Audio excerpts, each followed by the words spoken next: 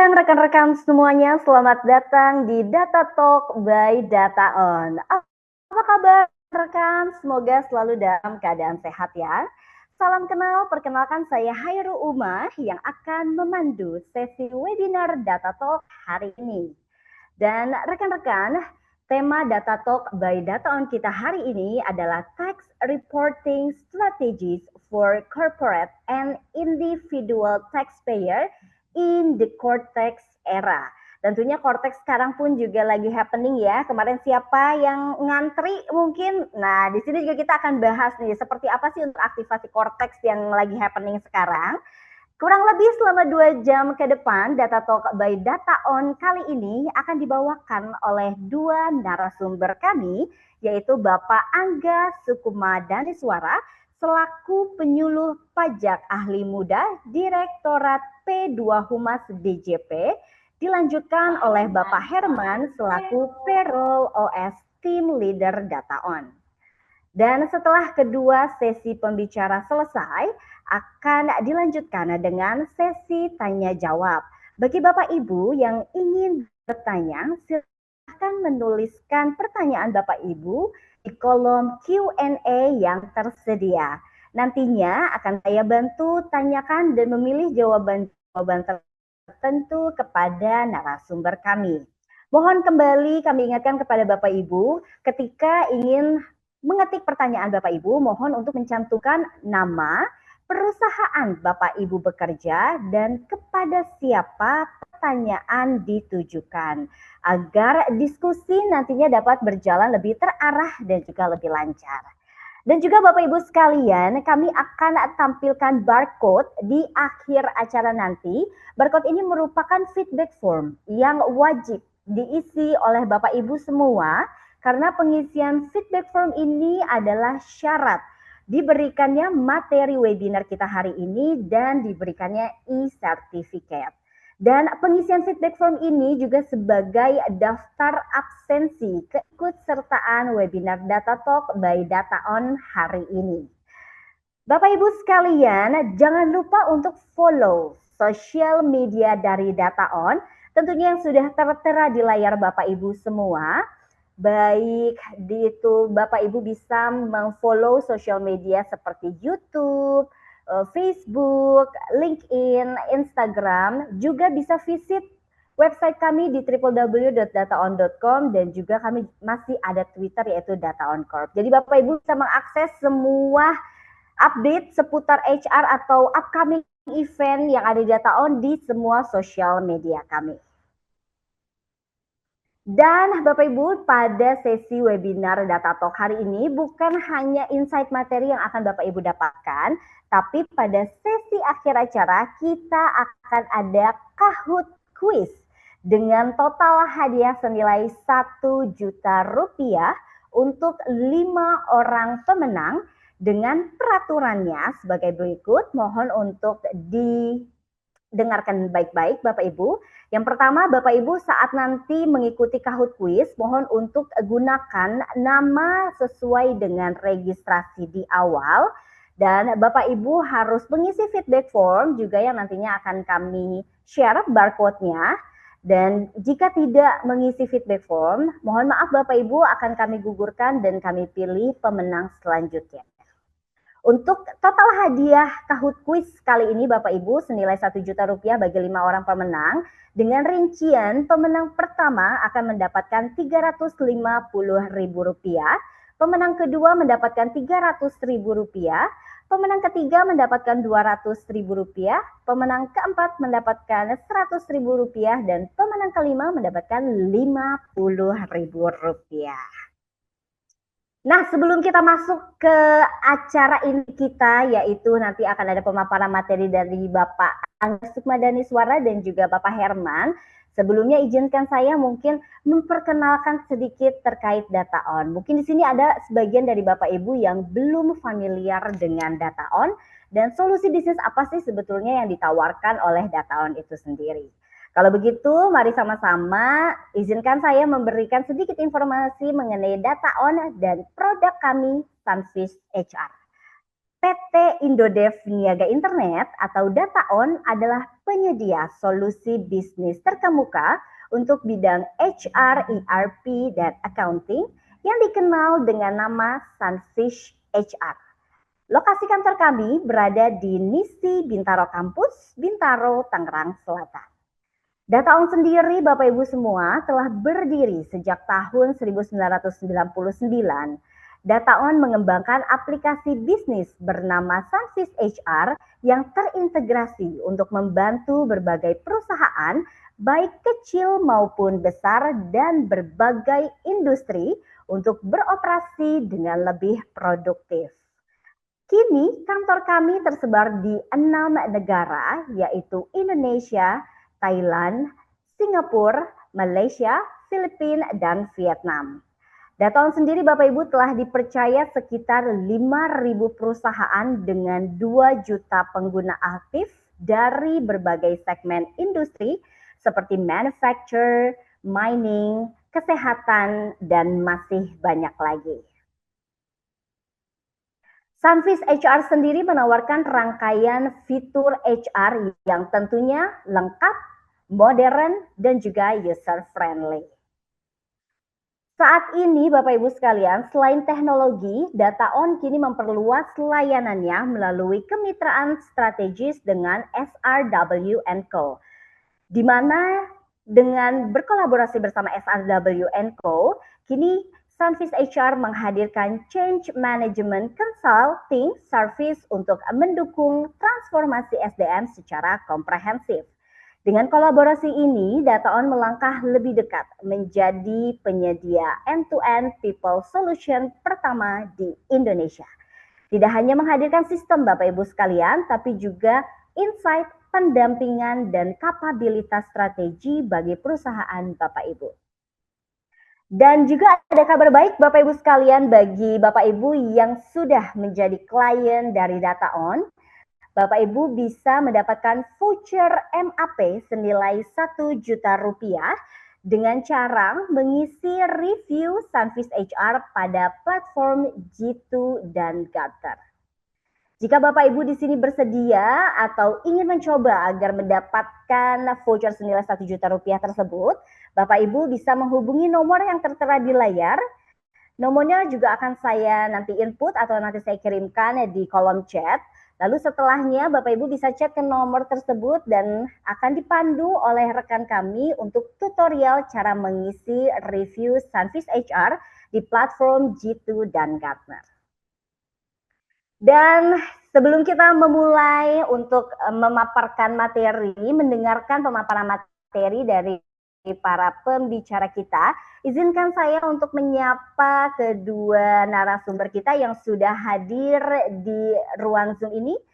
Yang pertama ada Bapak Angga Sukma Daniswara selaku penyuluh pajak ahli muda, Direktorat 2 Humas DJP. Selamat siang Pak Angga. Selamat siang Mbak Uma, selamat siang juga Mas Herman serta rekan-rekan Sunfish semua ya. Apa kabar nih Pak hari ini? Alhamdulillah semua dalam keadaan sehat. Semoga rekan-rekan semua juga dalam keadaan sehat. Baik, amin. Baik Pak Angga, tahan dulu sebentar. Izinkan saya untuk menyapa pembicara kita yang kedua, yaitu ada Bapak Herman. Selamat siang Pak. Selamat siang, Mbak Uma. Baik, sudah siap ya untuk Selamat siang juga untuk Pak Angga rekan dan semua teman-teman yang sudah berpartisipasi di Data Talk ini. Ya, siap kalau begitu. Terima kasih Pak Herman sudah untuk hadir di Data Talk pada siang hari ini. Dan Bapak Ibu langsung saja mari kita sama-sama memulai untuk mendengarkan pemaparan materi pertama yang akan disampaikan oleh Pak Angga. Pak Angga silahkan untuk di-share screen.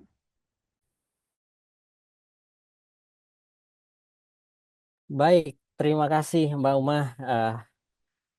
Izinkan saya membuka pertemuan kita siang hari ini dengan sebuah pantun ya. Boleh minta cakepnya? Mungkin boleh di komen, boleh di open mic ya.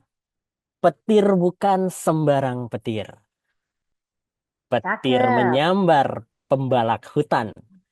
Terima Cakep. kasih rekan-rekan yang sudah berkenan hadir. Semoga sehat dan diberikan keberkahan. Amin, amin ya robbal alamin. Baik, selamat siang dan salam sejahtera untuk kita semua. Assalamualaikum warahmatullahi wabarakatuh. Terima kasih sebelumnya saya ucapkan buat teman-teman di Data On, Sunfish gitu ya sudah berkenan mengundang kami nih dari Direktorat Jenderal Pajak untuk membahas sebuah tema yang cukup seksi gitu ya kalau kita bicara masalah tema yaitu tentang korteks. Nah, teman-teman, siang hari ini ketika kita bicara korteks, kalau kita ngomongin korteks, maka apa sih yang dirasakan oleh teman-teman semua saat ini? Mungkin ada yang merasa mengeluh gitu ya. Kok Pak korteks sering error ya? Kadang saya mau bikin bukti potong aja terasa sulit gitu ya. Ya memang perlu kita sadari bahwa dalam implementasi Cortex sejak di launching 1 tahun kemarin sampai dengan sekarang, jadi umurnya udah 1 tahun lebih nih, sekarang udah menginjak umur 1 tahun 7 hari, errornya itu masih dirasakan sampai sekarang. Bahkan mungkin kemarin teman-teman bagian HR terutama mau bikin bukti potong tahunan aja ada yang mengalami kendala. Misalnya terkait dengan progress sign in-nya yang lama dan lain sebagainya. Namun ada sebuah kalimat menarik dari salah satu pendiri LinkedIn, di mana beliau mengucapkan sebuah pepatah yang kalimatnya kurang lebih seperti ini. If you not embraced by the first version of your product, you have launched too late, gitu ya. Artinya kalau kita ngomongin sebuah versi awal dari sebuah sistem yang besar, maka wajar ketika diimplementasikan di tahap awal itu menimbulkan ketidaknyamanan, katanya. Namun yang terpenting adalah memastikan bahwa sistem tersebut masuk ke fase berikutnya. Yang mana seperti kata Ken Beck gitu ya. Make it work, make it right, and make it fast. Nah, jadi mungkin teman-teman ketika kita ngomongin Cortex, mungkin berat di awal nih. Karena mungkin dengan segala problematika dan keeroran terjadi. Tapi kita percaya dan yakin bahwa kita sedang ada di fase make it right. Percayalah kalau sebetulnya ketika perbaikan ini konsisten dilakukan oleh Direktorat Jenderal Pajak, maka nanti akan sangat terasa kemudahannya, lebih cepat, lebih rapi, dan jauh lebih mudah. Nah, di fase tersebut, kita perlu merumuskan sebuah strategi terbaik, baik dari sisi personal maupun dari sisi perusahaan. Sesuai dengan tema kali ini yang berjudul, izinkan saya searcherin ya, yang berjudul yaitu Tax Reporting Strategies for Cortec Era, even for individual or for corporate. Nah, bicara masalah strategi pelaporan era Cortex, maka di dalam tempo 45 menit ke depan, kita akan bicara dari dua sudut pandang, rekan-rekan. Pertama, kita akan melihat dulu dari sisi personal kita. Untuk kemudian nanti kita berbicara masalah sisi perusahaan atau company-nya. Dari sisi personal, ada 3 tema yang ingin saya angkat di pada kesempatan siang hari ini. Pertama, menyikapi terkait dengan bagaimana fenomena aktivasi akun. Ini sempat ramai juga kemarin itu ya. Kemudian bagaimana ada fear of missing out atau FOMO terkait dengan penggabungan NPWP. Kemudian di poin yang ketiga adalah apa sih poin inti main poin dari SPT tahunan orang pribadi era Cortex, yang mana nanti kita akan lihat ada banyak sekali perubahan. Nah, itu adalah sisi personal yang akan kita kupas. Kemudian di sisi company, terutama teman-teman di HR, itu bagaimana kita menyikapi atau melihat konsekuensi dari penerapan NPWP sementara atau yang kita kenal dengan NPWP 999. Kemudian nanti bagaimana kita mempersiapkan chart of account atau COA perusahaan yang kita miliki, yang sudah kita susun bertahun-tahun untuk nanti bisa di-adjust, menyesuaikan dengan chart of account-nya milik Cortex. Dan yang ketiga, poin bahasan dari sisi company adalah main point atau poin inti dari pelaporan SPT tahunan badan itu seperti apa. Jadi kurang lebih 45 ke depan, 50 menit ke depan kita akan membahas tema ini. Harapannya setelah selesai acara teman-teman tahu apa yang harus disiapkan, strategi apa yang akan dijalankan sehingga nanti pelaporannya menjadi lebih cepat, lebih mudah dan juga lebih tepat. Jadi tidak hanya cepat tapi juga tepat. Oke, kita masuk ke part yang pertama dari sisi personal dulu. Chapter yang pertama yaitu terkait dengan bagaimana kita menyikapi fenomena aktivasi akun. Nah, ini adalah sebuah tampilan fenomena nyata, di mana ketika kita bicara kondisi di kantor pelayanan pajak di akhir tahun kemarin. Mungkin teman-teman di sini ada yang WFA gitu ya di kantornya. Namun di kantor pelayanan pajak se-Indonesia saat itu riuh dengan kunjungan dari para wajib pajak. Tujuannya cuma satu, yaitu ingin melakukan proses aktivasi akun. Nah, kita lihat, kita dengarkan nih bagaimana keriuhan yang terjadi di sana.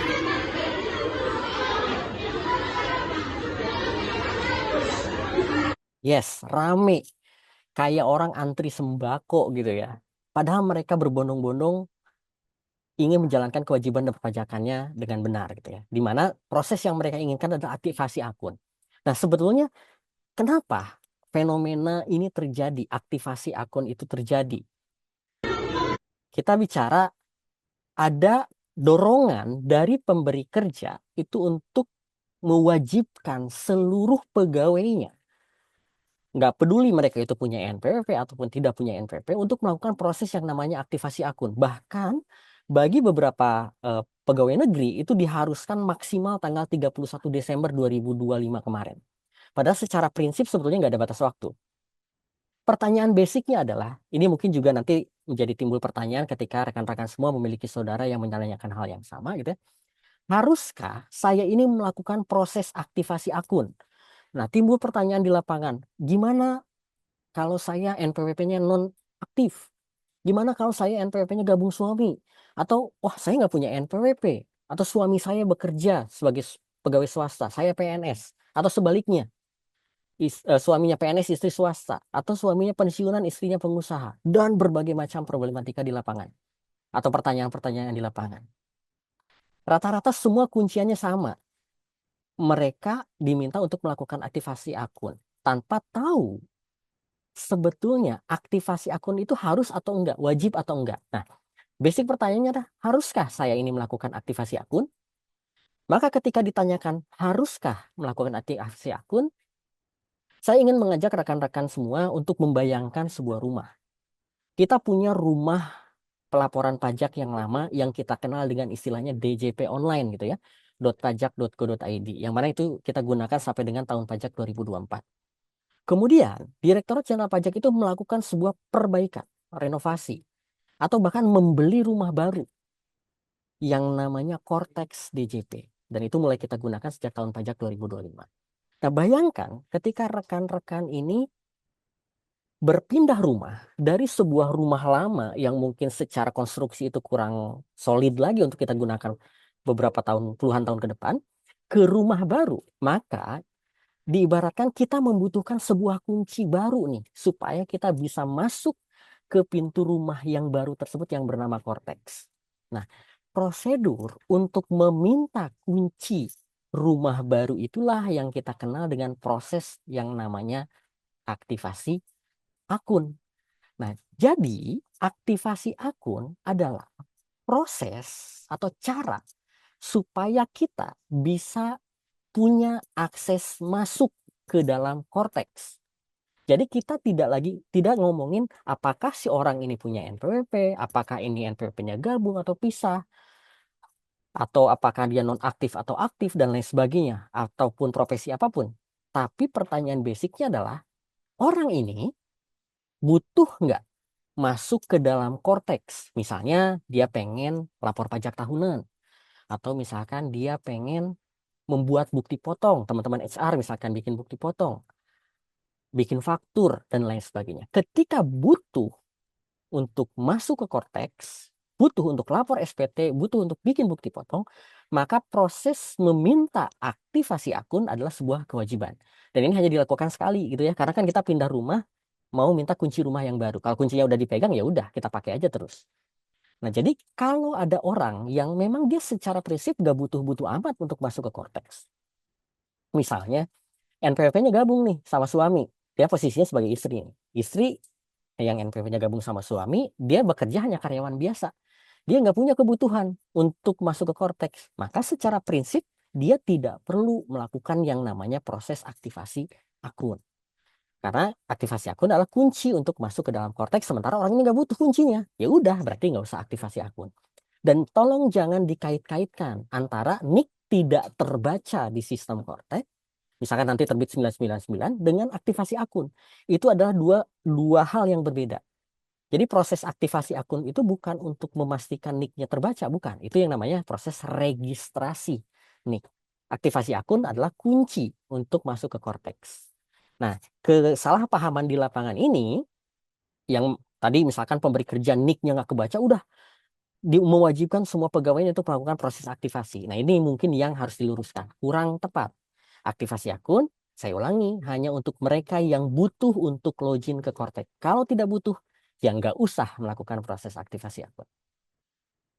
Oke, itu yang main point yang pertama. Kemudian siapa yang harus melakukan aktivasi akun ini? Ya tadi, semua orang, baik itu orang pribadi, pria, wanita, single ataupun menikah, baik itu NPWP-nya aktif ataupun nggak aktif, NPWP-nya gabung ataupun pisah dan lain sebagainya, yang memang dia punya kebutuhan untuk masuk ke dalam sistem Cortex. Nah, di mana nanti syarat untuk bisa dapat kunci masuk ke dalam Cortex, syarat untuk mengaktifasi akun, itu satu, nick-nya valid, artinya nick-nya terbaca. Kalau nick-nya tidak terbaca, nanti harus melakukan proses yang namanya registrasi. Yang kedua adalah memastikan email dan nomor teleponnya aktif. Emailnya aktif, nomor teleponnya juga aktif, dan ada pulsanya gitu ya. Kenapa harus ada email aktif dan nomor HP aktif?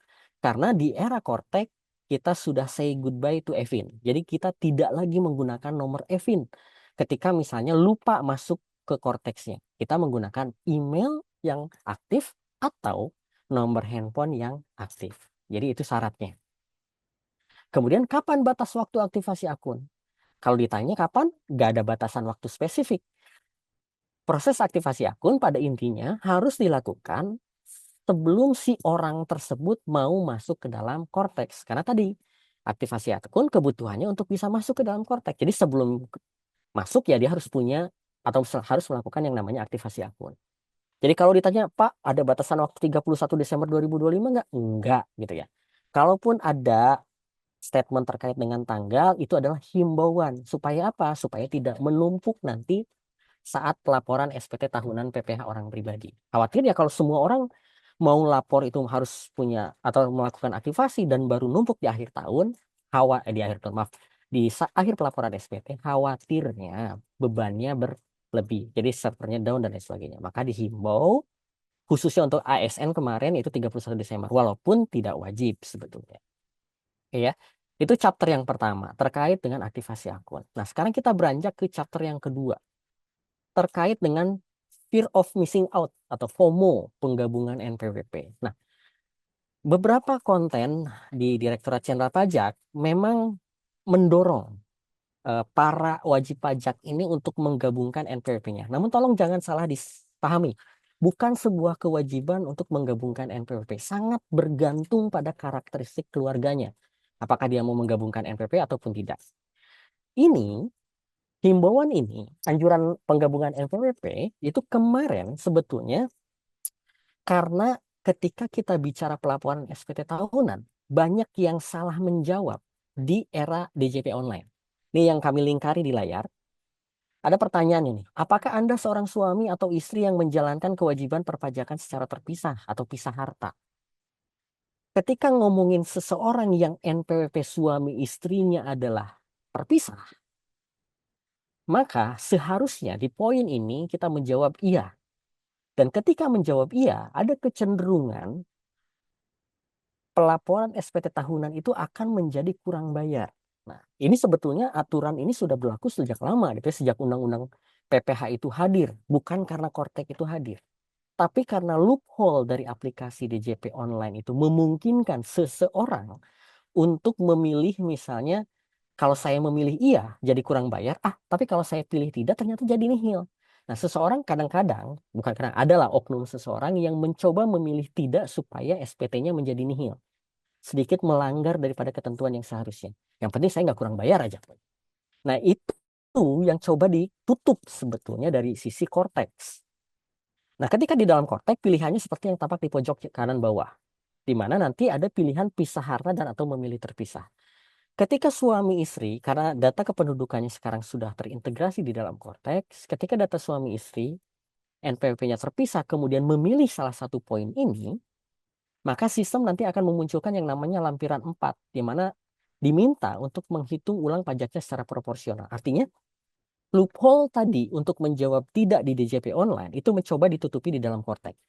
Nah, karena loophole-nya ditutup, Direktur Jenderal itu merasa khawatir. Jangan-jangan kalau nanti ditutup, banyak yang protes nih. Kok saya jadi kurang bayar ya? Padahal kan secara regulasi harusnya tetap memang kurang bayar.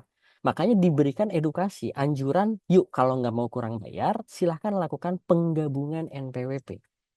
Kalau memang kondisinya ingin digabungkan NPWP. Supaya apa? Supaya nanti SPT tahunannya nihil misalnya. Nanti kita akan bahas di beberapa paparan berikutnya gitu ya. Jadi ini asal muasalnya. Dulu ada loophole, sekarang loophole-nya mau ditutupin. Nah, supaya nggak kaget karena loophole-nya udah ditutup, diberikan himbauan bagi mereka-mereka yang ingin SPT-nya nihil misalnya, dan karakteristiknya memang memenuhi, silakan lakukan penggabungan NPWP. Tapi kalau misalkan tidak mau ya nggak apa-apa. Itu hanyalah sebuah anjuran.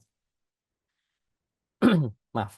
Nah, jadi bicara lagi masalah DCP online ya, ada istilah yang namanya KKHB PHMT. Ini bukan istilah baru, ini istilah yang sudah ada sejak rezim Undang-Undang PPH hadir 1984 tuh. Umurnya udah lebih dari 30 tahunan berarti kan ya.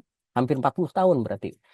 Kadang-kala kita ngisi SPT tapi bingung sebetulnya dengan apa yang dimaksud dengan KKHB PHMT ini.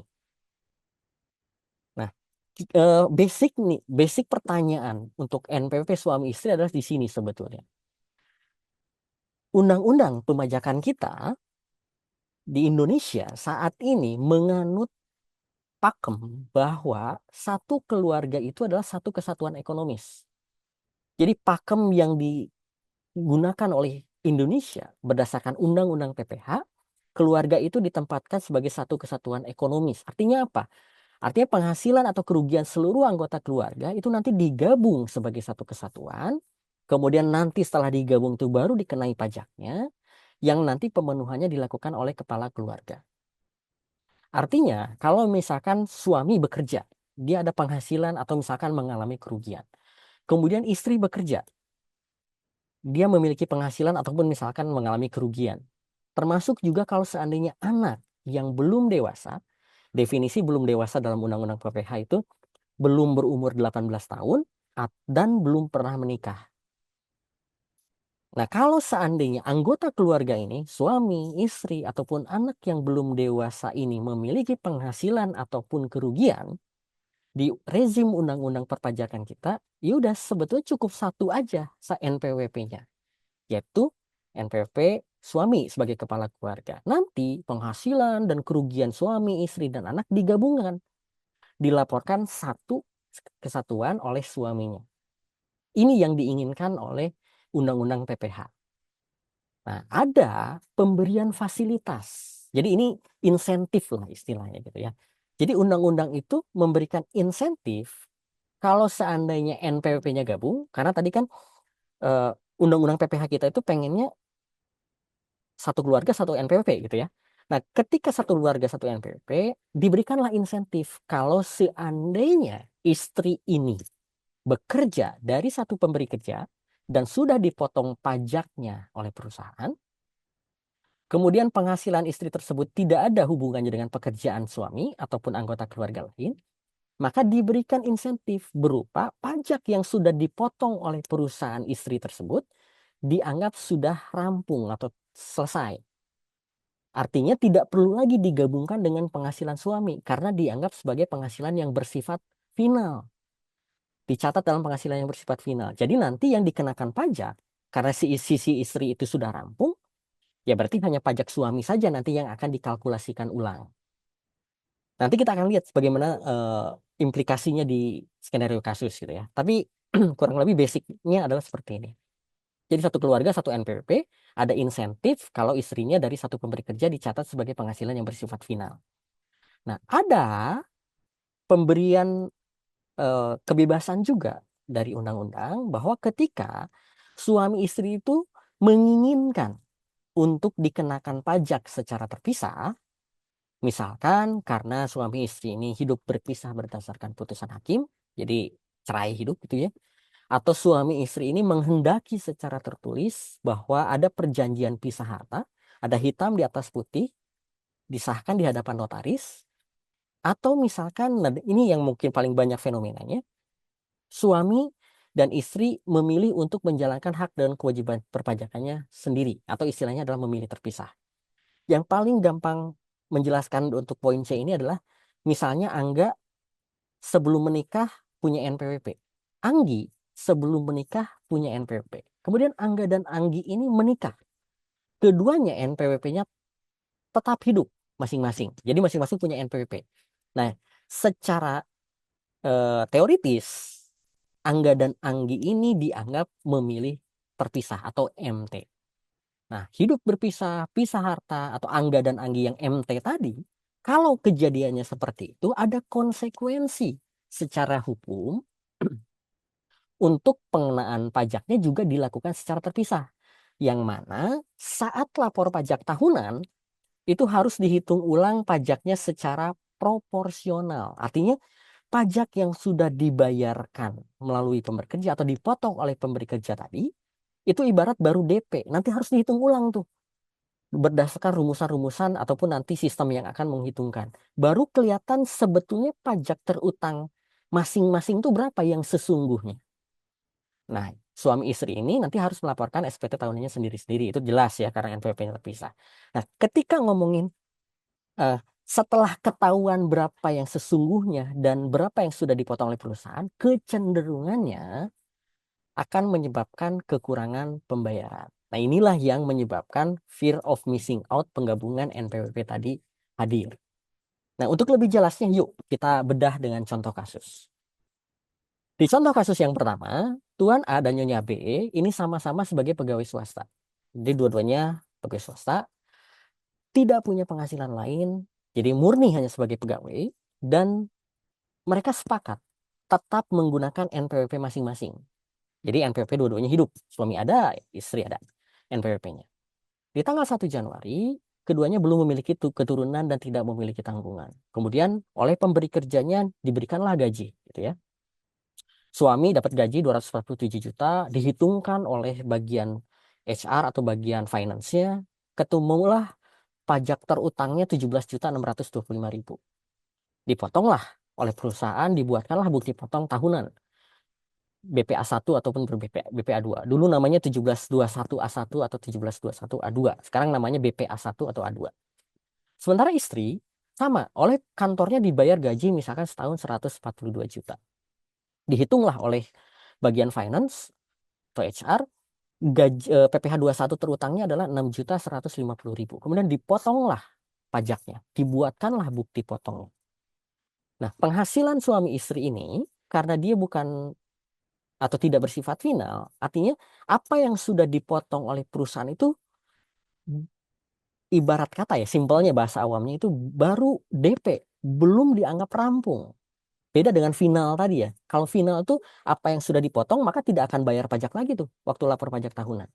Tapi karena ini sifatnya tidak final, jadi si angka 17.625.000 sama 6.150 itu baru perkiraan atau angsuran lah, DP dan lain sebagainya atas pajak terutang setahunnya, yang nanti saat kita masukkan ke dalam Cortex ataupun ke dalam DJP online harus dihitung ulang secara proporsional karena ini NPWP-nya terpisah. Nanti kita diminta untuk memasukkan berapa penghasilan neto suaminya, berapa penghasilan neto istrinya. Nanti sistem akan menampilkan penghasilan neto gabungannya, dikurangkan dengan PTKP gabungannya, dikalikan PPh tarif pasal 17 ya, yang berlapis 5%, 15%, dan seterusnya. Hingga ketahuanlah PPh terutang gabungannya berapa. Di sini contoh kasusnya adalah 29.775.000. Nah, tadi ketika kita bicara teoritis, ada konsekuensi ketika suami istri ini NPWP-nya terpisah, yaitu harus dihitung ulang secara proporsional. Nah, hitung ulangnya gimana? Untuk Tuan A, suami, yaitu penghasilan neto suami dibagi penghasilan neto gabungan, dikalikan PPh terutang gabungan. Diketahuilah hasil dihitung ulangnya suami 18.300 something. Sementara istri, penghasilan neto istri dibagi penghasilan neto gabungan dikalikan PPh terutang gabungan. Ketemulah 11.451.000 something. Nah, kita ingat pemotongan pajak bulanan yang dilakukan oleh HR atau finance yang di dalam BPA 1 atau A2 itu sifatnya tidak final. Jadi dia itu baru bersifat DP, dalam tanda kutip ya, DP. Nah, ketika dihitung ulang, untuk penghasilan suami tadi sudah dipotong 17.625.000. Sementara hasil hitung ulangnya tadi karena konsekuensi NPWP-nya terpisah adalah 18.300 something. Artinya dari sisi suami dia akan kurang bayar 698.000 sekian. Sementara istri lebih gede lagi di sini kasusnya ya. Dipotong oleh perusahaan itu hanya 6 juta, sementara setelah dihitung ulang 11 juta. Artinya si istri harus bayar lagi 5.301.000 sekian. Nah, ini adalah salah satu konsekuensi ketika NPWP-nya terpisah. Nah, sekarang kita bandingkan dengan contoh kasus yang kedua. Orangnya sama, profil penghasilannya sama, pekerjaannya sama. Bedanya kalau contoh kasus tadi NPWP-nya pisah, yang ini NPWP-nya gabung. Jadi hanya si suami aja yang NPWP-nya punya. Jadi gimana cara lapor pajaknya nanti? Nah, karena tadi ketika istri bekerja dari satu pemberi kerja ini dapat fasilitas dalam tanda kutip oleh undang-undang dicatat sebagai penghasilan yang bersifat final, artinya pajak yang sudah dipotong oleh perusahaan istri itu dianggap rampung, udah selesai. Nggak perlu digabungin lagi sama suami. Maka oleh suami nanti bukti potong istri akan dicatat sebagai penghasilan istri dari satu pemberi kerja yang bersifat final. Penghasilan brutonya dicatat 142 juta tadi, PPh terutangnya 6.150.000 sekian. Nah, sementara suami tidak perlu menggabungkan penghasilan neto istrinya karena udah selesai itu, cukup memasukkan penghasilan neto suaminya saja. Berarti di sini sesuai dengan bukti potong ya 216 juta dikurangi PTKP tidak kawin tanpa tanggungan, ketemu PPh terutangnya, keteluanlah PPh terutang dari sistem itu 17.625.000. Dan bukti potong suami juga sesuai ini nominalnya 17.625.000. Yang artinya status SPT untuk keluarga ini karena NPWP-nya gabung itu adalah nihil. Jadi ini adalah salah satu fasilitas yang diberikan oleh undang-undang. Jangan tanya, loh kok Pak gitu? Ya, undang-undangnya bilangnya gitu. Kalau misalkan kurang berkenan dengan skematik ini, mau nggak mau kita harus ubah dulu undang-undangnya. Tapi pertanyaannya, skematik penggabungan NPWP ini tidak serta-merta cocok untuk semua profil perusahaan lagi maaf, keluarga gitu ya. Sangat bergantung pada karakteristiknya. Nah, ini adalah pembedaan. Jadi tadi kita sudah ingat ada NPWP gabung, pisah harta, ada perjanjian hitam di atas putih di hadapan notaris, dan ada memilih terpisah. Jadi suami istri NPWP-nya masing-masing punya.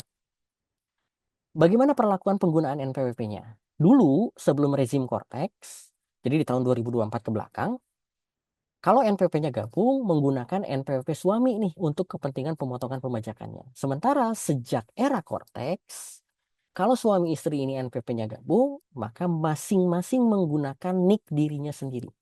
Jadi ketika istri bekerja, ya dia cukup menyerahkan nik istrinya saja. Yang penting memastikan si suami sudah mencatat nama istri ini dalam data unit keluarga dengan status tanggungan.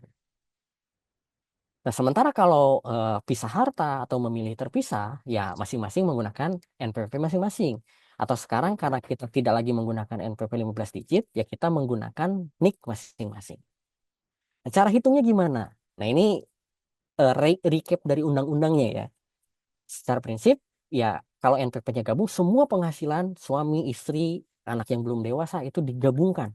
Semua dianggap penghasilan suami. Kecuali tadi, ada pemberian insentif atau fasilitas. Kalau istrinya hanya bekerja dari satu pemberi kerja, maka gaji yang sudah dipotong atas istrinya tersebut sudah dianggap rampung. Istilahnya itu dalam regulasi perpajakan dianggap bersifat final. Sementara kalau pisah harta atau memilih terpisah, ya sesuai ketentuan regulasi tadi harus digabung dulu penghasilannya, ketahuan penghasilan atau gabungkannya, dikurangi PTKP gabungan, dikalikan tarif pasal 17 sehingga ketahuan berapa PPh terutang proporsionalnya yang sesungguhnya. Ini untuk cara hitung. Nah, kemudian dampak utamanya apa? Ini cepat saja. Jadi ketika NPWP-nya gabung, ini sebetulnya cocok untuk karakteristik keluarga yang pengen kesederhanaan administrasi. Terutama bagi istri yang karyawan dari satu pemberi kerja. Maka secara hitung-hitungan nominal, PPh keluarga relatif lebih kecil. Dan ini cocok, NPWP gabungan itu untuk keluarga yang tanpa kebutuhan khusus dari sisi hukum atau sisi aset. Dan istri yang hanya memang punya penghasilan murni hanya sebagai pegawai dari satu pemberi kerja. Sementara pisah harta, dampak utamanya mah total PPh mungkin secara nominal itu akan jauh lebih besar jika dibandingkan dengan skematik gabung. Tapi ada keunggulan dari sisi hukum perdata, di mana harta suami dan istri itu dipisah. Maka aset dan risiko hukumnya jauh lebih terlindungi dan lebih jelas. Cocoknya untuk siapa nih? Contohnya misalkan pasangan suami istri yang profil usaha atau risikonya itu tinggi, di mana mereka ini ingin kejelasan aset dan perlindungan hartanya. Jadi ada keunggulan nih kalau pisah harta. Jadi misalkan ketika suaminya usahanya bermasalah dan timbul misalkan amit-amit ada penyitaan, ada penyanderaan pajak dan sebagainya, maka nanti harta suami saja yang akan ditarik. Harta istrinya dia terlindungi secara hukum. Tidak akan ditarik dari sisi administrasi perpajakan. Ini cocok untuk mereka yang profil risikonya tinggi seperti ini. Tapi impact-nya apa? Secara ongkos dalam tanda kutip ya, dia harus bayar pajak lebih besar daripada yang digabung karena harus dihitung ulang secara proporsional tadi. Nah, sementara memilih terpisah sebenarnya sama dengan pisah harta, cuma bedanya dia tidak ada hitam di atas putihnya, ya hanya statement aja. Tadi contohnya Angga dan Anggi yang sebelum menikah punya NPP, tapi mereka setelah menikah tidak menghapuskan, tidak menonaktifkan salah satu NPP-nya. Maka ya secara administrasi perpajakan itu dianggap memilih terpisah. Cocoknya untuk siapa? Ya bagi mereka suami istri yang memang punya keperluan untuk administrasi aja gitu ya. Entah itu untuk kerja, untuk kredit, untuk tender, untuk profesi dan lain sebagainya. Tapi dari sisi perlindungan hukum aset gitu ya, ya tidak ada. Keluarga ini ya tetap digabungkan aset suaminya dan aset istrinya ini menjadi satu kesatuan. Jadi kalau seandainya ada masalah dengan usaha suaminya, maka harta istrinya juga kemungkinan akan terseret untuk kategori memilih terpisah. Jadi resumnya adalah jika teman-teman prioritas utamanya adalah kesederhanaan dan ingin PPh serendah mungkin, maka pertimbangkan skema untuk menggabungkan NPWP. Terutama jika istri hanya bekerja sebagai pegawai dari satu pemberi kerja. Tapi kalau teman-teman prioritas utamanya adalah ingin melindungi dan ada kejelasan harta, misalkan karena profil risikonya tinggi, tadi usahanya tinggi, asetnya besar, atau ada isu waris cerai di situ, maka pisah harta mungkin lebih relevan buat teman-teman.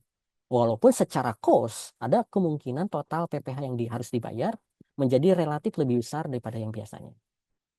Atau mungkin buat teman-teman yang prioritas utamanya pengen kemandirian administrasi aja gitu ya. Tapi secara aset tetap dianggap harta bersama, ya silahkan dengan kondisi memilih terpisah. Tapi konsekuensinya tadi harus dihitung ulang secara proporsional yang tadi ilustrasi contoh kasus yang pertama. Nah ini silahkan dipertimbangkan strategi-strategi ini. Oke, kemudian berikutnya adalah chapter yang ketiga untuk orang pribadi sebelum kita beranjak ke badan. Poin-poin inti dalam SPT tahunan orang pribadi. Nah, cara ngisinya nanti mungkin kita akan diskusi lebih banyak ya di part ini, di sesi tanya jawab. Pengisian SPT era Kortek itu berbeda dengan DJP online, di mana pengisian SPT itu dimulai dari induk dulu dengan menjawab pertanyaan-pertanyaan. Nah, nanti lampirannya akan kebuka sesuai dengan jawaban yang kita state di sana. Kemudian nanti beberapa kolom, penghasilan, daftar bukti potong, itu akan terisi secara otomatis oleh sistem, atau istilahnya itu pre-populated, sesuai dengan data bukti potong yang terbit dan data pembayaran yang dilakukan. Jadi kalau teman-teman HR membuatkan bukti potong tahunan, nanti otomatis tuh ketika SPT tahunan orang pribadi si pegawai yang dipotong tadi dibuat, akan muncul nominal-nominalnya sesuai dengan data bukti potong. Walaupun dimungkinkan untuk menghapus data bukti potongnya sudah terisi secara otomatis tadi dan menambahkan secara manual.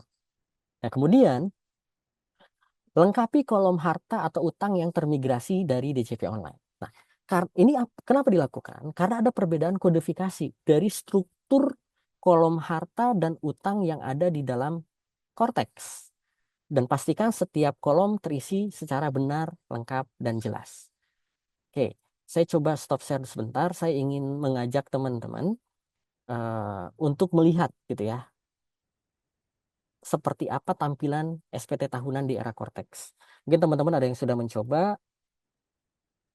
Bentar ya, saya coba login dulu.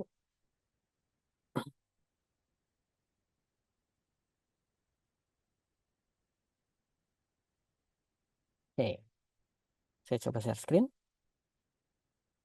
Ini tampilan SPT tahunan atau Cortex ya. Jadi nanti silahkan ikuti panduan yang sudah disiapkan Direktorat Jenderal Pajak. Tapi kurang lebih intinya seperti ini. Ada konsep SPT. Ini kita tunggu sejenak. Nih, mudah-mudahan tertampil jelas di layar teman-teman semua bahwa di sini modelnya adalah model pertanyaan gitu ya. Apakah Anda menerima penghasilan lebih dari pekerjaan? Ya tidak, maka nanti diminta untuk mengisi lampiran tertentu. Saya fast forward aja karena waktunya mungkin nggak terbatas. Message intinya adalah di sini.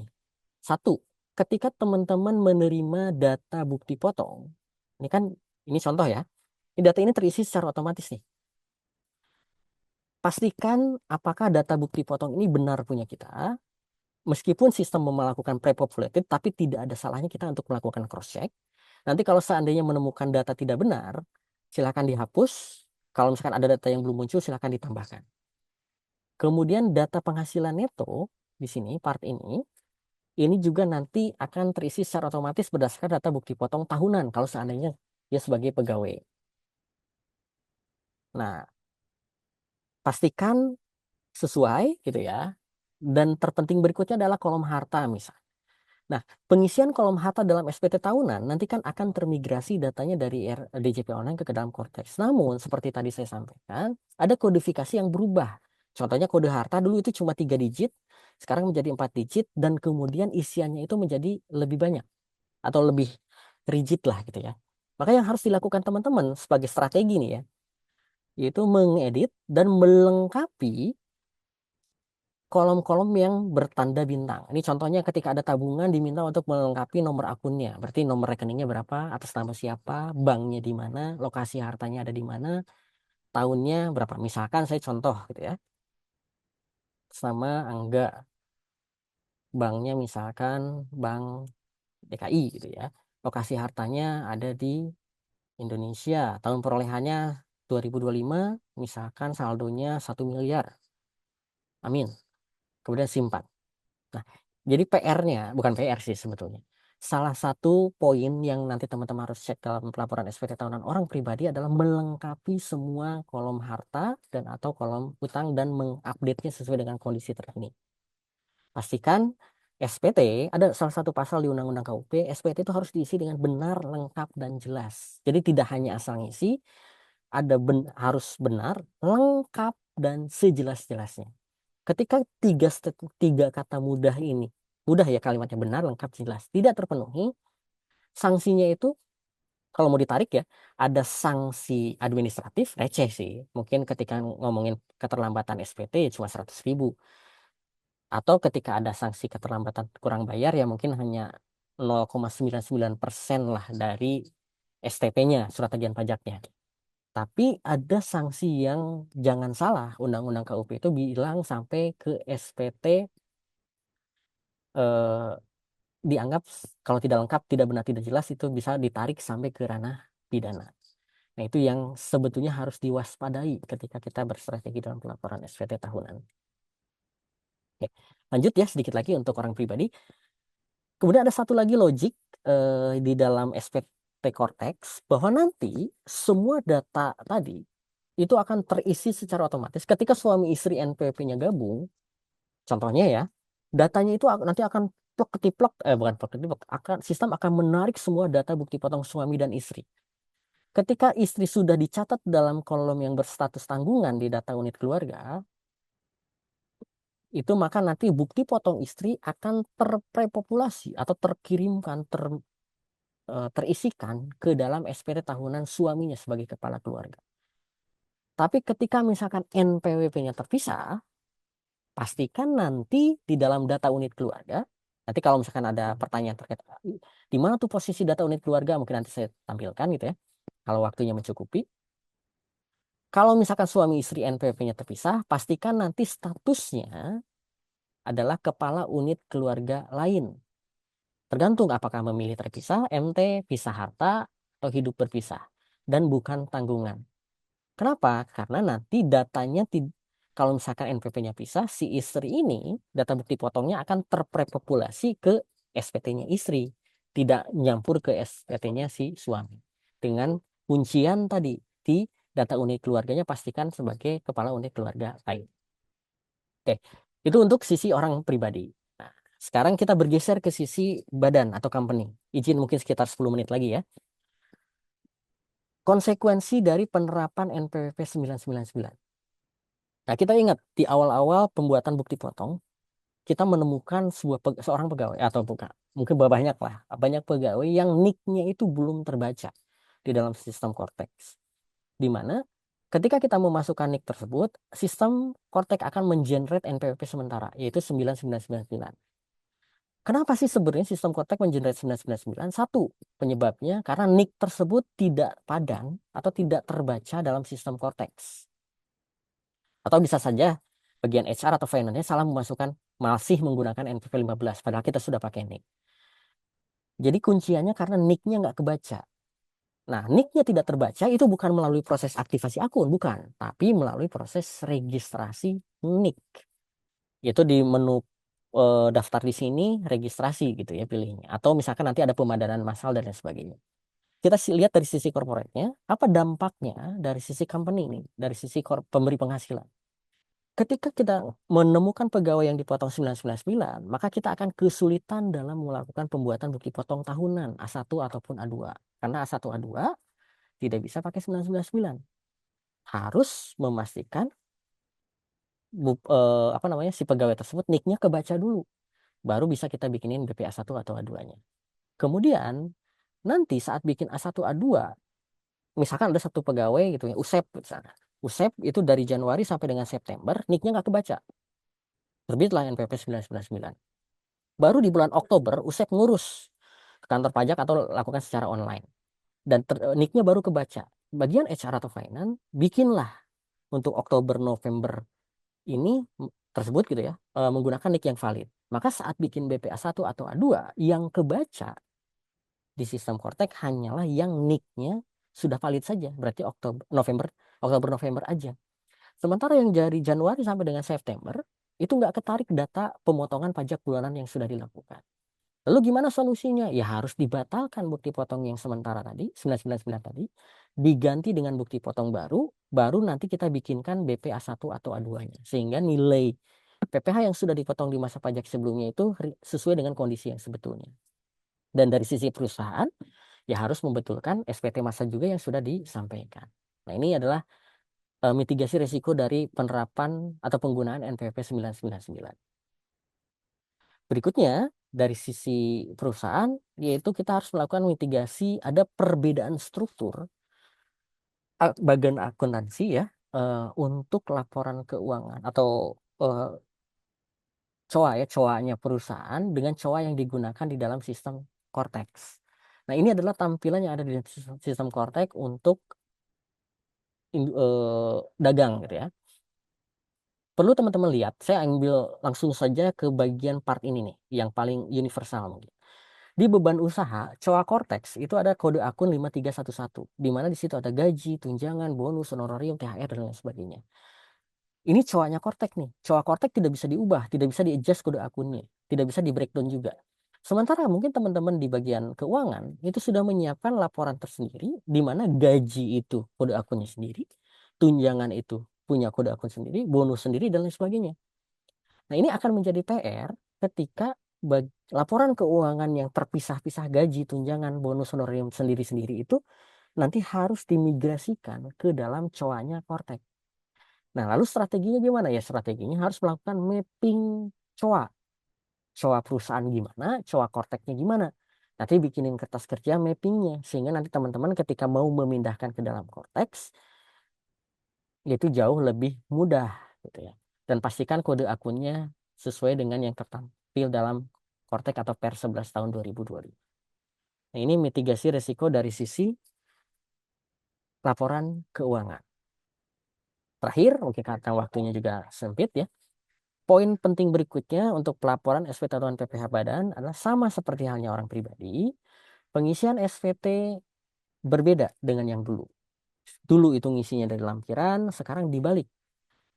Ngisinya dari induk dulu, baru nanti sistem akan menampilkan lampiran sesuai dengan jawaban yang tertampil dalam formulir induknya.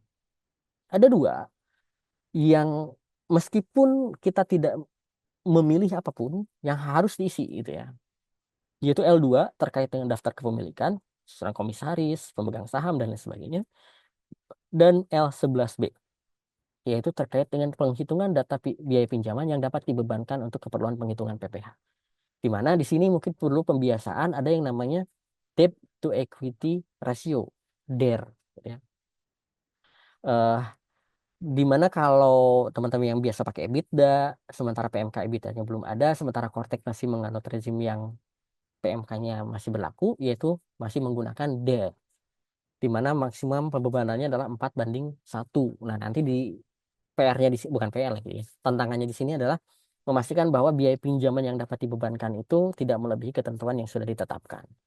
Kemudian nanti ada 12 sektor usaha di sana, ada sektor umum, dagang, jasa, manufaktur, dan lain sebagainya. Pastikan nanti memilih laporan keuangan yang paling mendekati dengan sektor utamanya.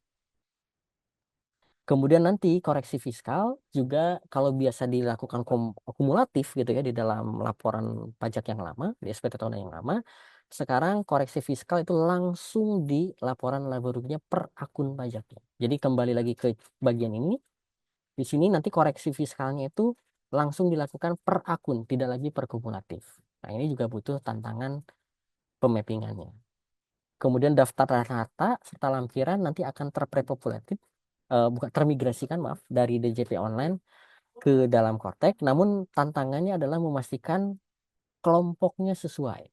Karena tadi kode hartanya juga mengalami penyesuaian, pasti waktu migrasi itu nanti tidak akan sempurna ke kelompoknya. Tugas teman-teman adalah memastikan berada pada kelompok yang tepat.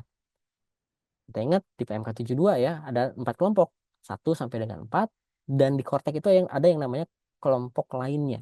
Kelompok lainnya itu ada kelompok yang tidak berhasil diposkan oleh sistem, sehingga teman-teman tugasnya adalah memindahkan dari kelompok lainnya ke kelompok yang sesuai. Dan terakhir adalah terdapat beberapa data yang mungkin nanti akan terisi secara otomatis, contohnya data pembayaran, data kredit pajak, dan lain sebagainya. Namun semua tetap kembali ke konsep self-assessment, yaitu dapat dapat dihapus kalau dia di pre-populated, dan dapat ditambahkan secara manual kalau seandainya ada yang belum tertampil di sana. Oke, itu mungkin materi yang bisa saya sampaikan gitu ya. Untuk sesi saya berikutnya mungkin akan dilanjutkan oleh Mas Herman.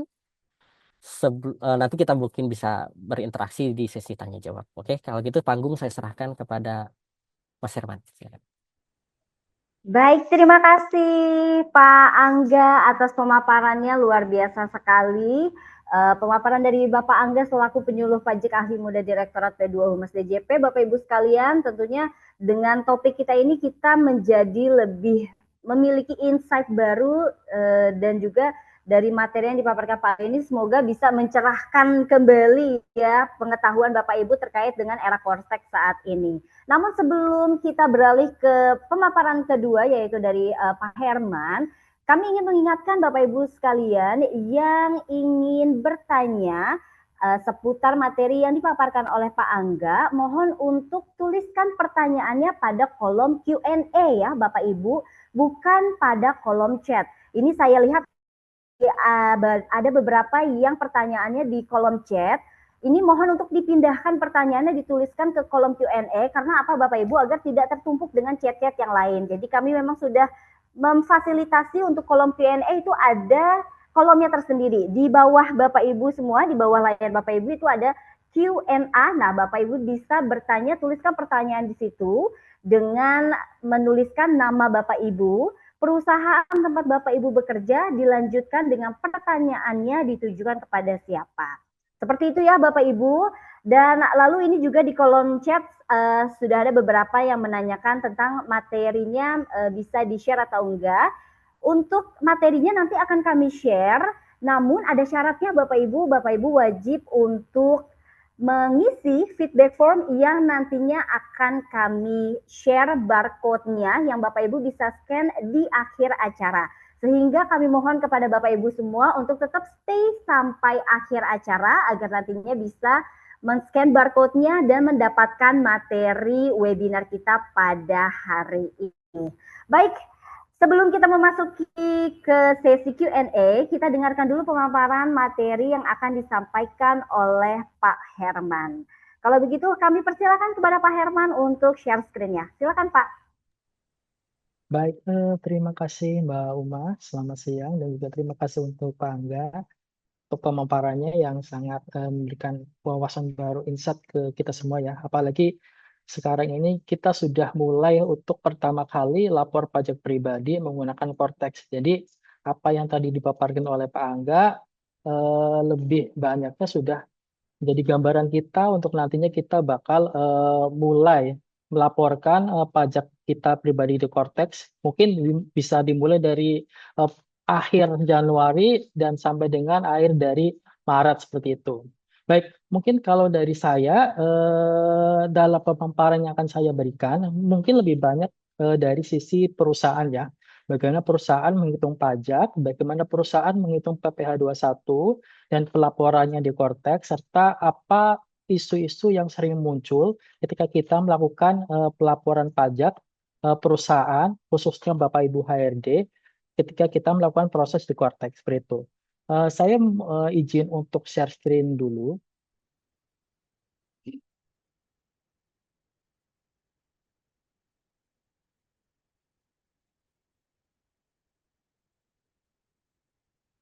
Baik, mungkin sudah terlihat dari screen saya, ada logo Sunfish, ada logo di Cortex juga.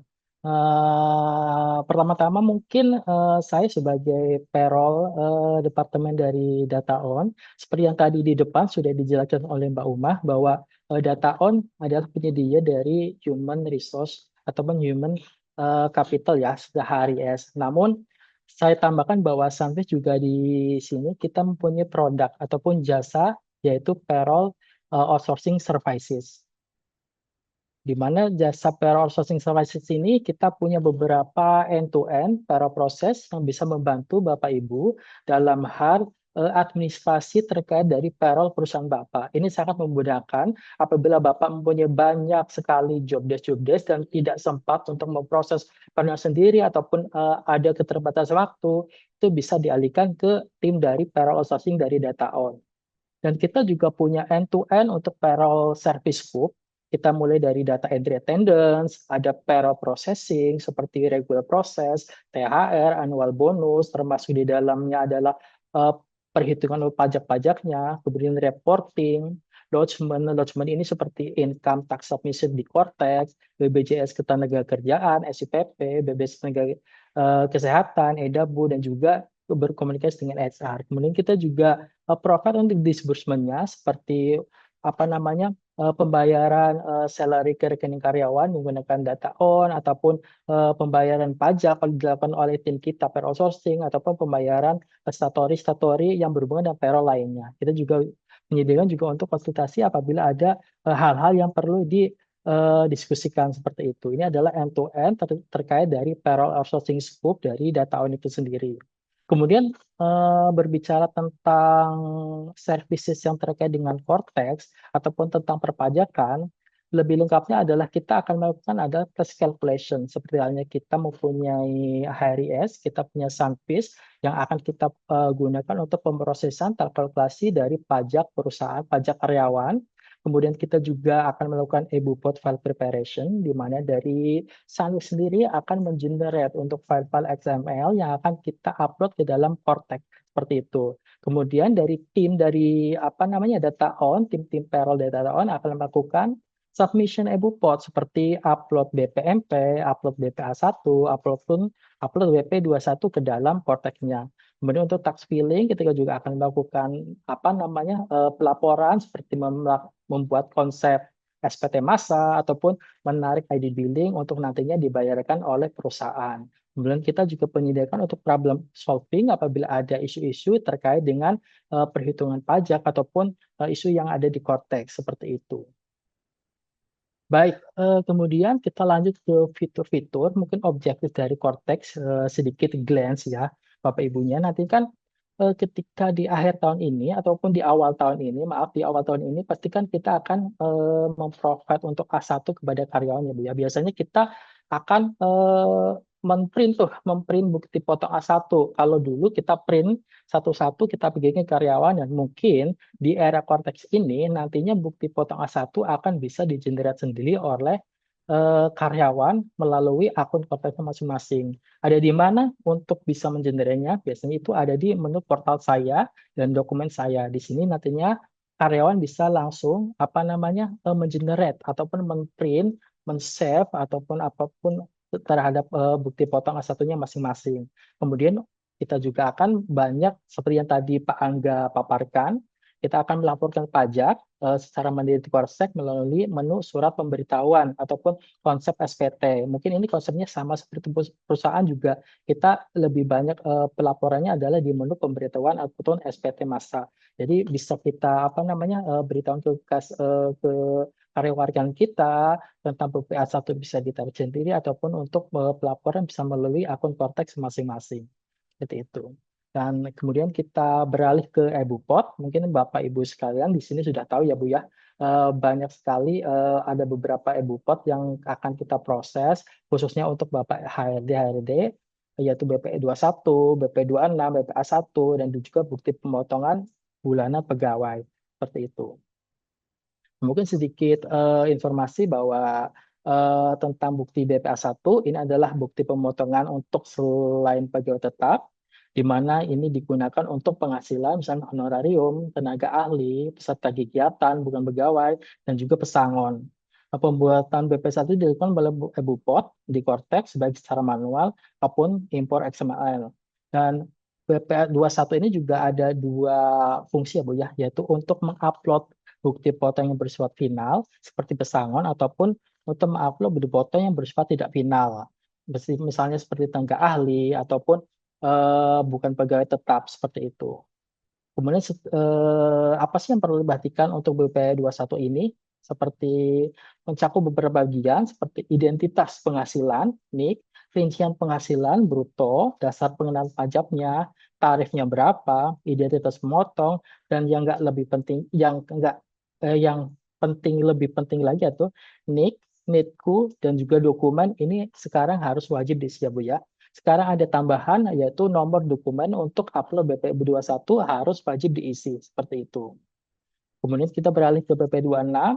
BP26 adalah formulir resmi yang untuk mencatat penghasilan wajib pajak di luar negeri. Objek dari BP26 adalah orang pribadi wajib luar negeri dan penghasilnya seperti gaji, upah, honorarium, tunjangan, dan imbalan lainnya. Dan PPh pasal 26 ini dipotong dan taruh 20% dari jumlah bruto, seperti itu. Kemudian untuk BPA1, ini mungkin sudah tahu sendiri Bapak Ibu bahwa untuk tahunan kita akan memproses penghasilan karyawan dalam bentuk BPA1 yang dulu mungkin namanya 1721 A1. Dan BP1 ini adalah masa pajak terakhir, bisa berarti adalah masa pajak di bulan Desember ataupun masa pajak ketika karyawan resign sebelum akhir tahun, seperti itu. Dan informasi bukti potong ini juga akan digunakan dalam SPT pelaporan pajak tahunan dari orang pribadi, seperti itu. Kemudian di sini adalah hal-hal yang perlu diperhatikan ketika kita membuat BPA1, khususnya bapak-bapak atau ibu-ibu HRD, walaupun NIK harus valid seperti tadi yang diputarakan oleh Bapak Angga. NIK BPA1 harus valid ataupun terregistrasi seperti itu. Karena kalau NIK-nya masih sebagai penerima penghasilan, itu tidak akan bisa dibuat di Cortex-nya seperti itu. Kemudian yang perlu diperhatikan adalah periode masa pajak terakhir. Pastikan bahwa masa pajak terakhir yang dibuat di BPA1 adalah periode yang benar, bisa Desember atau bulan pegawai berhenti bekerja. Jika pegawai resign sebelum Desember, bisa dipilih kurang dari setahun, ataupun kurang dari setahun, tapi disetahunkan seperti annualized, seperti itu. Kemudian ada juga apabila bukti potongnya full sampai dengan Desember, kita akan pilih full year di BPA1-nya. Seperti itu. Kemudian hal-hal yang wajib diperhatikan lagi yaitu pengisian data penghasilan. Isi data penghasilan dengan angka positif. Apabila ada angka negatif di BPA1, maka Cortex pasti akan menolak dan akan keluar notifikasi terkait hal tersebut. Nah, jika sebelumnya pegawai punya A1 dari pemberi kerja lain, kita bisa gunakan get data untuk menarik previous net dan previous tax dari karyawan tersebut. Seperti itu. Kemudian, karyawan yang mempunyai lebih dari satu A1 pada perusahaan yang sama, maka pajak yang dilaporkan tidak boleh tumpang tindih. Nah, ini yang perlu diperhatikan ya Bu ya. Misalnya karyawan dia dari Januari sampai dengan bulan bulan Juli, kemudian dia di rehire lagi di akhir Juli. Nah, untuk masa pajaknya harus diperhatikan dari di 1 bulan 7, kemudian lanjut di 8 bulan 9. Jangan 1 bulan 7, 9, 7 bulan 12 itu nanti akan ditolak oleh Kortex karena masa pajaknya tumpang tindih seperti itu. Kemudian, jika ada perbedaan hasil pajak tahunan antara pajak periode terakhir dengan bukti potong yang di-upload ke Cortex, yang perlu kita lakukan adalah kita cek dulu ketika kita upload BPMP, apakah yang kita upload masih dalam bentuk penerima penghasilan. Karena ketika kita upload BPMP, kemudian kita proses A1, nanti pajak akhir tahun ataupun pajak di Desember karyawan kan ada selisih. Nah, solusinya adalah kita harus pembetulan dulu untuk BPMP yang masih tercatat sebagai penerima penghasilan. Kita betulin dulu dari masa pajak, misalnya dari Januari sampai Maret adalah penerima penghasilan, berarti 3 bulan itu kita betulkan dulu di Cortex-nya, kemudian baru kita proses untuk A1-nya, seperti itu. Kemudian terkait BPA1 ini juga akan menjadi bagian dari dokumen SPT masa 21 dan 26 di Cortex yang nantinya karyawan bisa akses sendiri di Cortex-nya masing-masing. Kemudian kita lanjut ke BPMP. BPMP yang dimana adalah bukti pemotongan pegawai tetap digunakan untuk pemotongan PPh pasal 1 setiap bulan bagi pegawai tetap, dan format laporan Cortex BPMP menyatakan pemotongan PP21 dengan menggunakan tarif TER ataupun tarif rata-rata. Dan seperti yang tadi, ada hal-hal yang perlu kita perhatikan dalam pembuatan BPMP. Mungkin dalam pembuatan BPMP itu masih bisa menerima untuk penerima penghasilan ya Bu ya. Tapi kita sarankan kita cek dulu nih, apabila ada karyawan baru masuk, kita cek dulu apakah NIK mereka sudah terintegrasi seperti itu, atau sudah terregistrasi di Cortex. Apabila belum, ada baiknya kita sarankan untuk karyawan agar registrasi terlebih dahulu, karena apabila kita tetap memasukkan sebagai penerima penghasilan, maka ada resiko tertentu terkait prekulasi SPT penerima penghasilan pada saat pembuatan BPA1 di akhir tahun ataupun di saat karyawan akan resign, seperti itu. Kemudian untuk BPMP sendiri setelah pemotongan dibuat atau diterbitkan, itu biasanya nanti akan ada notifikasi di Cortex karyawan masing-masing. Tapi kita tidak bisa mengakses untuk karyawan tidak bisa untuk mengakses BPMP-nya seperti halnya mengakses BPA1 seperti itu. Kemudian yang perlu diperhatikan lagi adalah apabila ada hasil yang tidak sama antara sistem dengan Cortex, terkadang ada selisih Rp1, itu mungkin kita beri solusi yang sudah pernah kita lakukan adalah kita delete dulu BPMP yang sudah kita masukkan ke Cortex, kemudian kita input secara manual menggunakan input yang ada di Cortex. Itu biasanya nanti karena rounding, itu biasanya nanti akan crop atau matching antara hasil dari sistem kita dan sistem Cortex seperti itu. Kemudian kita lanjut ke beberapa kasus yang memang sering terjadi ketika kita melakukan proses di Cortex seperti itu. Yang sering terjadi adalah yang pertama adalah NIK pegawai tidak valid seperti itu. Yang seperti tadi saya katakan, apabila ada NIK tidak valid, kita proses BMP pasti Cortex akan langsung otomatis menjadi penerima penghasilan dengan NIK sementara. Tapi apabila di A1 itu sama sekali kita tidak dapat untuk memproses karena NIK tidak valid seperti itu. Kemudian yang sering terjadi juga ketidaksesuaian selisih perhitungan pajak antara Cortex dan perusahaan. Yang tadi saya belikan adalah solusi sementara terkait selisih adalah penghapusan bukti potong yang diproses, kemudian kita kembali coba dengan input manual di Cortex-nya seperti itu. Mungkin yang berikutnya adalah error-error saat kita upload impor XML, dan errornya pun kita ada bermacam-macam ya, bisa seperti invalid skema, missing element, ataupun incorrect tipe datanya seperti itu. Kemudian kasus-kasus yang sering muncul untuk BP21 yang seperti biasa adalah NIK tidak valid, kemudian tidak sesuaian selisih perhitungan pajak, Nah, untuk khusus ketidaksesuaian selisih perhitungan pajak di BP 21 ini sendiri ada tambahan, yaitu kemungkinan kita ada salah dalam menentukan kode pajak final ataupun tidak final. Seperti yang kita tahu bahwa di BP 21 ini ada banyak sekali macam dari kode-kode pajaknya, Ibu ya. Jadi apabila kita mau input, kita harus lebih teliti lagi dalam menentukan kode pajak yang akan kita lakukan di BP 21 seperti itu. Pun yang case-case yang tadi sama seperti yang tadi, yaitu XML, ada yang error, mungkin invalid schema, missing statement, ataupun incorrect data type. Kemudian kasus-kasus yang sering muncul lagi di BPA 1, yang pertama adalah bukti potong akhir tahun, di mana untuk bruto-brutonya mungkin kita harus cek kembali apakah sudah sesuai, sudah mencakup seluruh bruto tahunan dari karyawan. Kemudian error saat SML itu juga kita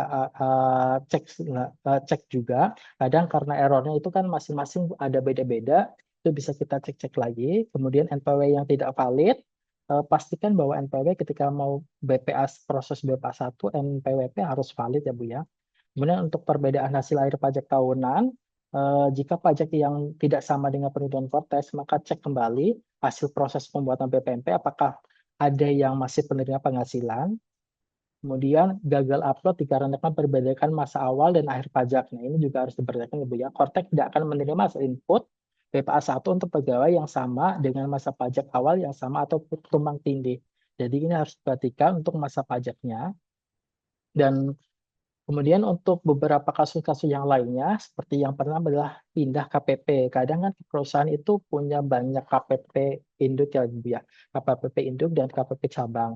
Nah, karena sekarang Portes hanya melihat pelaporannya di KPP induk, maka kita juga harus disesuaikan. Mungkin kalau dulu di ISPT kita punya banyak database ISPT dan pelaporannya juga di masing-masing ISPT. Namun untuk sekarang karena sudah menginduk di satu NPWP pusat, pelapornya semuanya akan terpusat. Jadi tidak ada lagi proses-proses yang terpisah di Cortex masing-masing cabang perusahaan seperti itu.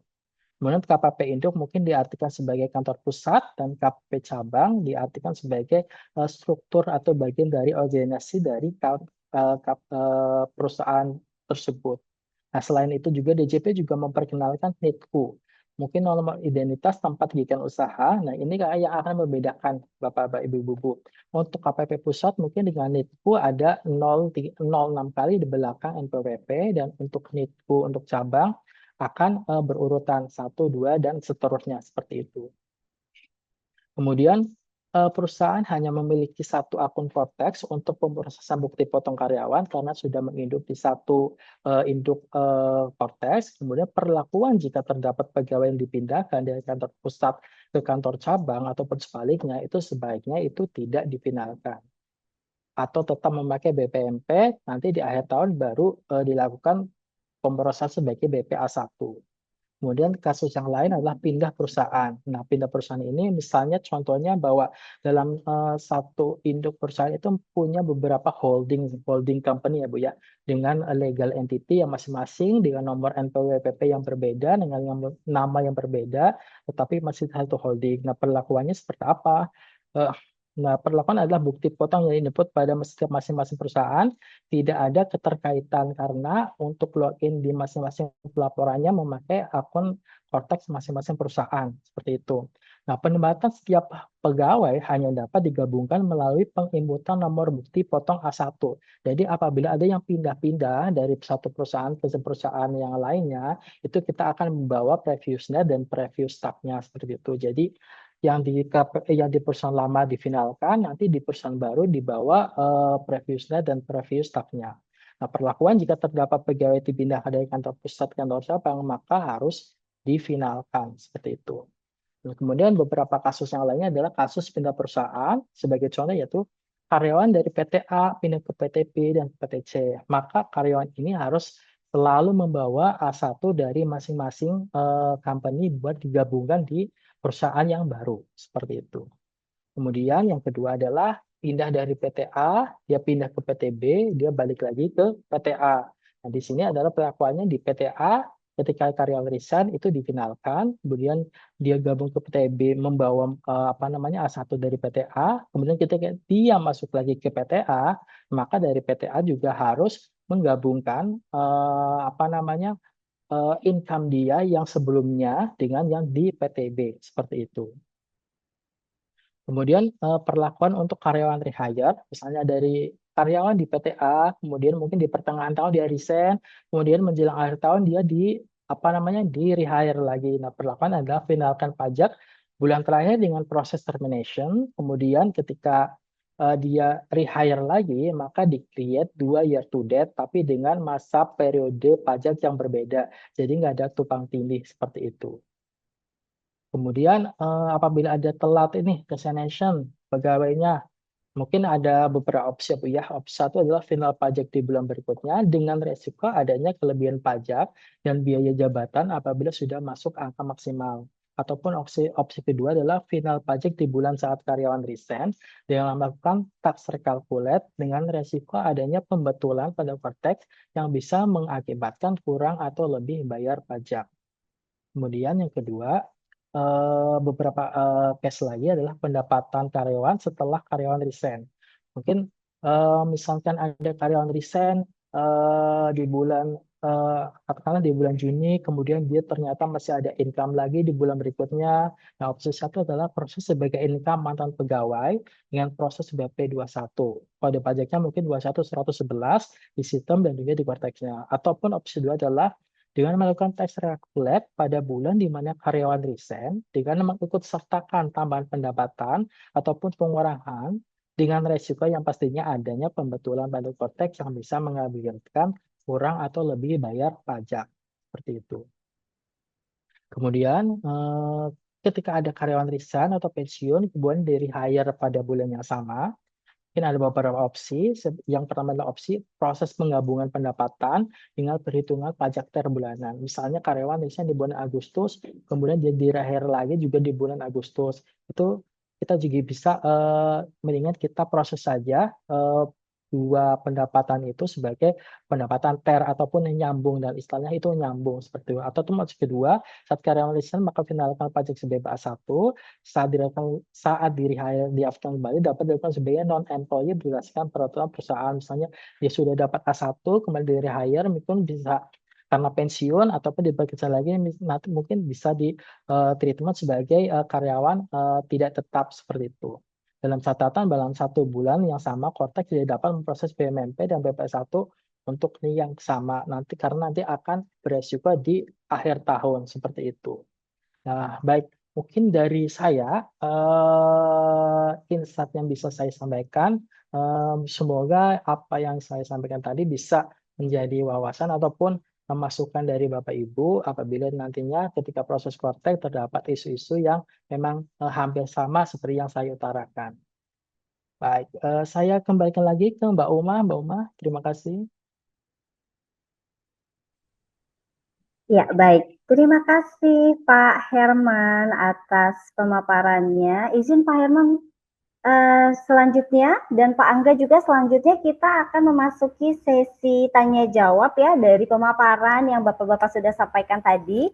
Di sini di kolom Q&A sudah banyak sekali pertanyaan yang masuk dan tidak hanya satu pertanyaan sepertinya namun beruntun begitu ya pertanyaannya. Kalau saya lihat tadi Pak Angga sudah ada beberapa yang sudah dijawab ya. Terima kasih Pak Angga. Ini ada beberapa yang pertanyaan yang masuk, izin mungkin saya ke Pak Angga dulu karena ini pertanyaannya beberapa ada untuk Pak Angga nih Pak. Yang pertama ini terkait dengan penggabungan NPWP suami istri nih Pak. Mungkin ini bisa dijelaskan kembali ya karena khawatirnya dari pertanyaan ini sepertinya agak kurang jelas terkait dengan penggabungan ini. Yaitu pertanyaan dari Pak Famil Restu Pambudi terkait untuk suami istri yang sama-sama bekerja, apakah harus menggabungkan NPWP? Kalau memang dari penjelasannya tadi kan memang dianjurkan untuk digabungkan. Tapi kalau misalnya digabung, bagaimana perhitungannya Pak? Apakah ini berlaku untuk pendapatan tahun 2025 ini atau untuk pelaporan di 2026? Pelaporannya sebenarnya di 2026 ya Pak ya, tapi untuk yang pendapatan 2005. Tapi mungkin nanti bisa dijelaskan kembali ya Pak ya dari sisi Pak Angga. Lalu pertanyaan kedua Pak, Kalau dari perusahaan istri butuh NPWP bagaimana Pak? Karena kan misalnya NPWP-nya digabung nih, terus pakai NPWP suami. Nah kalau istri butuh NPWP seperti apa? Mungkin bisa diperjelas ya Pak ya. Silakan Pak, itu dua pertanyaannya dari Pak Famil dari Indodev. Oke, baik. Terima kasih Pak Famil Restu Pambudi ya dari Indodev Niaga. Ya, ketika kita ngomongin eh, masalah penggabungan NPWP ini sebenarnya semua topik yang rame gitu kalau di sosmed gitu ya. Kebetulan saya posting juga tuh terkait dengan penggabungan NPWP dan responnya luar biasa, beragam. Ada yang protes, ada yang mempertanyakan kok kenapa begitu dan lain sebagainya. Oke, kita coba balik lagi ke slide ya, balik lagi ke laptop. Kita balik ke pemaparan ini nih sebetulnya. Ketika teman-teman bertanya, haruskah saya menggabung atau enggak? Mungkin saya coba langsung fast forward aja sorry ya, saya agak percepat ke sini. Sorry, slide-nya saya stop share lagi, saya tampilkan. Penggabungan NPWP anjuran bagi wajib pajak yang memang secara karakter dia cocok untuk digabungkan. Nah, kembali ke tadi saya sudah memaparkan part ini. Kita ingat ada NPWP gabung, jadi suami istri satu NPWP, ada yang namanya pisah harta dan memilih terpisah atau hidup berpisah itu simpelnya kayak single aja lah ya, hidup berpisah kan cerai gitu. Jadi sih kayak single, pisah harta atau memilih terpisah, maka NPWP-nya masing-masing. Kalau ditanya, saya harus gabung atau enggak? Tergantung. Lihat karakteristiknya. Kalau memang tadi Pak, maaf, Pak Famil ya, istrinya itu hanya bekerja dari satu pemberi kerja dan gajinya sudah dipotong oleh perusahaan, maka secara hitung-hitungan angka, secara prinsip NPWP gabung itu jauh lebih menguntungkan. Selain dari sisi administrasinya cukup suaminya aja yang lapor, tapi dari sisi istri yang gajinya sudah dipotong tadi dapat fasilitas, dianggap rampung. Atau istilahnya itu penghasilannya dianggap final. Artinya udah beres tuh. Nggak perlu diotak-atik lagi atas penghasilan yang diterima istrinya. Tapi kalau misalkan karakteristik keluarganya, dia butuh, balik lagi ya ke kebutuhan, atau bekerjanya lebih dari satu pemberi kerja. Misalkan selain pegawai, dia jadi tenaga ahli dan lain sebagainya, maka silahkan pertimbangkan plus minusnya. Mau gabung ataupun pisah atau memilih terpisah sebetulnya nggak ngefek banyak. Karena nanti pajaknya digabung, dihitung ulang gitu ya. Tidak dapat fasilitas insentif keistimewaan yang final tadi. Misalnya tadi karakteristik keluarganya high risk nih. Bisa dipertimbangkan untuk menggunakan metode pisah harta. Harta suami ya harta suami secara hukum. Harta istri ya harta istri secara hukum. Maka nanti ketika ada dispute, bukan dispute ya, sesuatu hal yang tidak mengenakan di keluarga yang mengharuskan hartanya disita misalnya, lebih jelas harta suami, kalau memang suami yang bermasalah, ya harta suami aja yang disita. Harta istrinya aman. Sementara memilih terpisah sebetulnya lemah dalam tanda kutip secara hukum. Ya, meskipun dia secara state, dia memilih terpisah hartanya, harta suami sendiri, misalkan mereka komitmennya, harta istri sendiri, tapi secara administratif hukum, ya dia tetap dianggap satu. Artinya ketika suaminya bermasalah dari sisi keuangan, harus disita, ya harta istrinya juga ikut tergerus. Kalau saya pandangan pribadi, memilih terpisah itu eh, nggak efektif, nggak kurang kuat lah dari sisi hukum. Mendingan pisah harta sekalian, jelas hitam di atas putihnya. Tapi ini kembali lagi ya kepada karakteristik teman-teman semua. Mana yang lebih cocok? Silahkan dipelajari. Kalau ditanya misalkan, kalau saya mau menggabungkan NPWP-nya, identitasnya apa yang digunakan? Jangan lupa teman-teman. Sejak 1 Januari 2025 kita sudah nggak pakai lagi NPWP 15 digit. Jadi NPWP gabung atau pisah itu hanya dilihat dari sisi pemajakannya saja. Ketika bertransaksi dengan pemberi kerja, pemberi penghasilan, kita semua menggunakan NIK-nya masing-masing. Jadi mau NPWP-nya gabung, mau NPWP-nya pisah, transaksinya masing-masing menggunakan NIK dirinya sendiri. Jadi misalnya contoh ketika ada suami istri, istrinya memilih menggabungkan NPWP, saat dia memberikan data kepada pemberi kerja, ia menggunakan nik istri tersebut. Bukti potong tetap terbit menggunakan nik istrinya. Proses di dalam aktivitas di Korteknya juga sama, menggunakan nik istrinya, sama sekali tidak terpengaruh.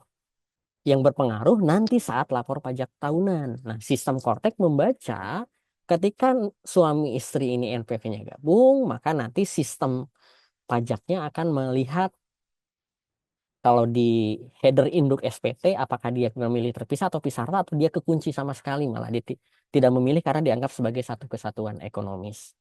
Kalau bagaimana cara hitungnya tadi sudah dijelaskan ya, di main point yang ini pemaparan, nanti silahkan dipelajari lagi, slide-nya kan pasti akan dibagikan juga. Bagaimana cara hitungnya? Nah, seperti yang tadi saya jelaskan. Yang keunggulan tadi, keunggulan NPV gabung itu benefitnya terasa nyata ketika istri bekerja hanya dari satu pemberi kerja. Tapi kalau dia punya penghasilan lain di luar dari satu pemberi kerja, maka sebetulnya dampak nyata hematnya itu harus dihitung lagi gitu ya, mana yang lebih cocok. Apakah tetap mau digabungkan karena kesederhanaan administrasi, atau mau pisah harta sekalian, atau memilih terpisah. Monggo dihitung ulang lagi ya. Dianjurkan kalau tadi satu pemberi kerja. Di luar itu, kalau saya rasa pendapat pribadi sama aja lah, nggak ada bedanya. Tinggal dilihat mana kemudahan administrasinya aja. Mungkin itu Mbak Umah. Ya, baik. Terima kasih Pak Angga untuk jawabannya. Kita lanjut ke pertanyaan selanjutnya nih Pak. Dari Tri Megah Sulung Jaya. Ini ada dua pertanyaan Pak Angga. Yang pertama, untuk BP21 yang data NIK-nya belum tervalidasi, apakah tidak dapat dibuatkan bukti potong? Apakah pihak pemberi kerja yang mengajukan validasi massal seperti halnya NIK pegawai tetap? Itu yang pertama ya Pak. Yang kedua, terkait suami istri juga yang memiliki NPWP terpisah, tapi di tahun 2025 pelaporan SPT tahunan akan melaporkan menjadi satu NPWP saja. Karena istri sejak 2024 tidak aktif bekerja karena masih study, masih belajar. Apakah perlu menonaktifkan NPWP istrinya terlebih dahulu? Silakan Pak. Oke, sorry, saya tadi terdistrak sambil baca chat juga. Ya, eh Tadi terkait dengan bukti potong yang tidak valid ya. benar. Jadi ketika misalkan teman-teman menemukan seorang pegawai, atau mungkin beberapa orang, yang nick-nya tidak terbaca, dari sisi company, kita akan mengalami kesulitan ketika mau menerbitkan bukti potong tahunan. Ya, BPA1, dulu namanya 1721A1 kalau dia pegawai swasta, atau A2 kalau dia PNS. Jadi kita akan mentok tuh di situ. Gimana caranya supaya nggak mentok? Ada dua jalan. Satu, perusahaan yang ngambil alih, jadi melakukan proses yang namanya pemadanan massal, nanti bisa dibuka di pajak.go.id, itu ada tata caranya. Jadi pemberi kerja yang mengambil inisiatif untuk mendaftarkan si pegawai yang nick-nya tidak terbaca tadi. Ada 4 poin yang harus tercatat. Satu, nama lengkapnya, nick-nya, email, dan nomor telepon. Jadi poinnya harus ada 4 itu. Baru kita bisa melakukan pemadanan secara dari sisi perusahaan. Itu kalau mau perusahaannya ambil alih. Atau kalau perusahaannya nggak mau repot nih, udahlah orang urusan dia, harusnya dia dong yang aktif. Ya bisa, berarti dari sisi pegawai dihimbau untuk melakukan proses registrasi secara online di portal wajib pajaknya di Cortex, atau kalau bingung bisa datang ke kantor pajak terdekat. Ingat kan, di sekarang kita tidak lagi menganut KPP terdaftar tapi terdekat, borderless. Cari aja kantor pajak yang sepi, yang dekat, langsung ke situ. Maka nanti langsung bisa diregister, didaftarkan nick-nya. Kemudian tadi poin pentingnya adalah ketika nick-nya sudah terbaca, pastikan bukti potong yang diterbitkan terlanjur dengan 99 tadi, Mas Herman juga sudah men-state, untuk dibatalkan, dibuatkan dengan bukti potong dengan nick yang valid tadi. Supaya nanti di BPA1-nya bisa terkumulasikan nilai pajak yang sudah dipotong di masa pajak sebelumnya. Namun, kalau misalkan pegawai yang menerima penghasilan itu tidak membutuhkan bukti potong pajak tahunan, misalkan ketika saya mengundang Mbak Umah sebagai tenaga ahli, berarti kan BP21 tuh. Maka kalau di BP21, 999 dari sisi perspektif perusahaan ya nggak ngaruh. Nggak akan mentok, tidak akan mentok, mengalami kementokan tadi. Tapi yang rugi justru Mbak Umah sebagai pihak yang dipotong tidak bisa mengkreditkan di SPT tahunan. Jadi baru benar-benar terasa dampaknya ketika kita mau menerbitkan bukti potong pajak tahunan. Nah, itu mungkin yang harus dipertimbangkan. Kemudian poin yang kedua, kalau seandainya 2024 misalkan saya lapornya masing-masing. Kemudian di 2025 kan pelaporan maksimal 31 Maret ya. Masih boleh nggak sih menggabungkan NPWP-nya? Boleh. Sampai kapan? Sampai dengan nanti batas waktu si suami ini melaporkan SPT-nya.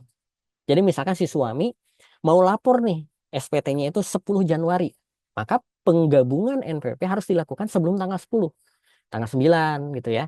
Jadi tidak dibatasi di 31 Desember. Nah, ini juga banyak perdebatan. Perlu kami sampaikan di forum ini, di forum berbahagia ini, bahwa harus ada keseragaman informasi bahwa penonaktifan NPWP istri yang ingin menggabungkan NPWP dengan suami tidak mentok di 31 Desember 2025, tapi mentoknya di kapan si suami ini akan melaporkan SPT-nya. Ketika penggabungan NPWP dilakukan setelah suami lapor SPT, maka berarti penggabungan NPWP-nya baru bisa dinikmati di tahun depannya. Jadi tahun pajak tersebut tetap dia harus lapor masing-masing dulu. Nah, mungkin itu poin-poinnya, Mbak Umar. Ada yang terlewat? Sudah cukup Pak, 2 pertanyaan itu semoga sudah terjawab. Nah selanjutnya Pak, ini agak berkaitan dengan penjelasan Pak Angga tadi terkait pelaporannya. Ini ada pertanyaan dari Rekard Pak.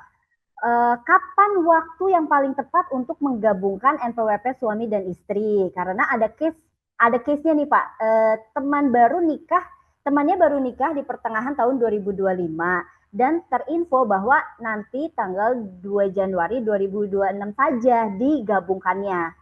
Kalau terlewat dari tanggal 2 Januari 2026, apakah berarti harus menunggu awal tahun depan lagi atau seperti apa Pak? Silakan. Menarik kasus ini. Baru menikah di pertengahan tahun. Maka kita lihat kondisi PTKP itu selalu dilihat pada kondisi awal tahun kalender kan gitu ya. Berarti dianggap seolah-olah pembuatan bukti potongnya masih single tuh. Masih TK0 karena baru tengah tahun dia menikahnya. Kemudian kapan sih waktu yang paling tepat untuk menggabungkan NPWP? Ingat ya, tidak semua orang karakteristiknya cocok untuk menggabungkan NPWP. Nanti silahkan pelajari slide-nya. Bisa saja, mungkin bagi Mbak Umah, oh ya karena Mbak Umah satu pemberi kerja, hemat nih, ya udah gabungin NPWP-nya. Tapi Mbak Umah ternyata sebagai influencer dapat endorse segala macam. Berarti lebih dari satu pemberi kerja. Maka harus dipertimbangkan lagi. Apa jangan-jangan sebetulnya pisah harta lebih efektif? Atau jangan-jangan memilih terpisah juga oke nih? Jadi jangan dipukul rata dulu nih. Semua harus NPWP gabung. Enggak, lihat dulu karakteristik orang-orangnya. Karakteristik penghasilannya. Kalau memang ternyata, oh iya, karakteristik penghasilan saya, NPWP-nya cocok nih digabungin nih. Supaya hemat secara administrasi ataupun secara nilai yang dibayar. Ya sudah, berarti penggabungan NPWP, waktu yang paling tepat, ya sebelum si suami itu melaporkan SPT tahunan orang pribadinya. Itulah waktu yang paling tepat. Kalau sudah lewat, percuma. Dia tetap dianggap lapor masing-masing dulu. Gitu sih Mbak Umaya. Ya, siap. Nah, izin mungkin ini pertanyaan terakhir ya Pak, karena durasi waktu kita juga yang terbatas. Mungkin nanti sambil saya ke Pak Herman dulu, Pak Angga bisa bantu untuk menjawab pertanyaan-pertanyaan dari Q&A. Ini yang terakhir untuk Pak Angga, Pak, dari Nova Zulianti. Pertanyaannya, karyawan mutasi pindah cabang di tengah tahun pada bulan Desember, BPA 1-nya nggak ketarik dari Januari. Bagaimana yang harus dilakukan, Pak? Pindah cabang, artinya NPWP pemberi kerjanya kan satu ya. Mungkin NITKU-nya yang berbeda. Secara prinsip harusnya bukti potongnya tetap satu. Dan di get data pun tetap dia akan muncul. In case ternyata nggak tertarik, ini berarti ada problema sistem nih. Ada satu jalur yang namanya tiketing melati. Dan itu harus didorong oleh petugas pajak. Jadi mungkin saya langsung best practice solutionnya buat Mbak Nova. Mau tidak mau ya, ini harus mengkonfirmasi ke petugas helpdesk untuk melaporkan tiket ini. Nanti informasikan siap NIK pegawai yang pindah cabangnya itu berapa, NPWP pemberi kerjanya berapa, NITKU awalnya berapa, NITKU barunya berapa. Nanti didorong oleh tim helpdesk untuk membuatkan tiketing permasalahan sistem yang melatih ke tim IT di kantor pusat. Nah, jika sudah ada solusinya pasti nanti langsung diinformasikan ke Mbak Nova. Jadi mau nggak mau in case karena masalah teknis ya, mau tidak mau menghubungi KPP terdekat aja, nggak usah ke KPP terdaftar. Seperti itu ya. Ya, baik. Terima kasih Pak Angga untuk jawabannya. Ini saya sekarang beralih ke Pak Herman dulu. Pak Herman izin, ini ada pertanyaan terkait dengan Sunfish nih ya Pak. Pertanyaan dari Rani Widuri dari PT AMG. Beliau bertanya bahwa dari Sunfish bisakah produce langsung XML untuk upload di Cortex? Nah, kalau dari sistem Sunfish-nya sendiri seperti apa Pak Herman? Silakan. Ya, untuk Sunfish sendiri kita sudah punya menu Cortex khusus Cortex ya, Mbak. Jadi kita bisa langsung upload, download file XML yang tadinya bakal diupload ke Cortex, baik itu BPMP, BP21 maupun BPA1. Itu bisa langsung diproduce oleh Sunfish-nya, seperti itu. Ya, baik. Terima kasih Pak Herman untuk jawabannya.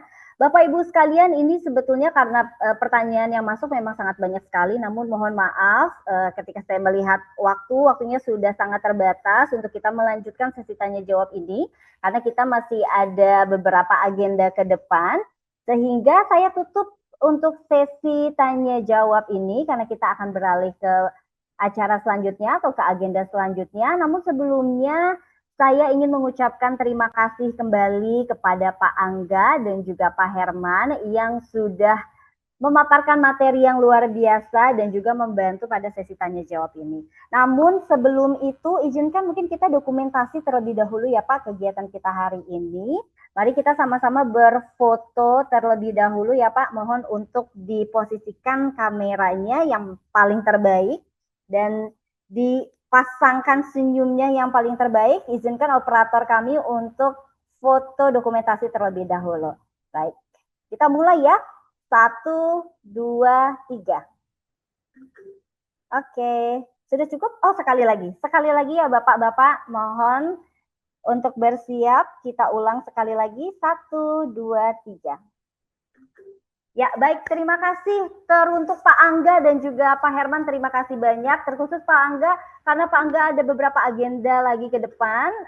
Kami silakan Pak, jika Bapak memang ingin melanjutkan agenda berikutnya, kami persilakan untuk live. Namun jika Bapak Angga masih ingin menjawab mungkin pertanyaan-pertanyaan yang ada di kolom Q&A juga kami persilahkan Pak.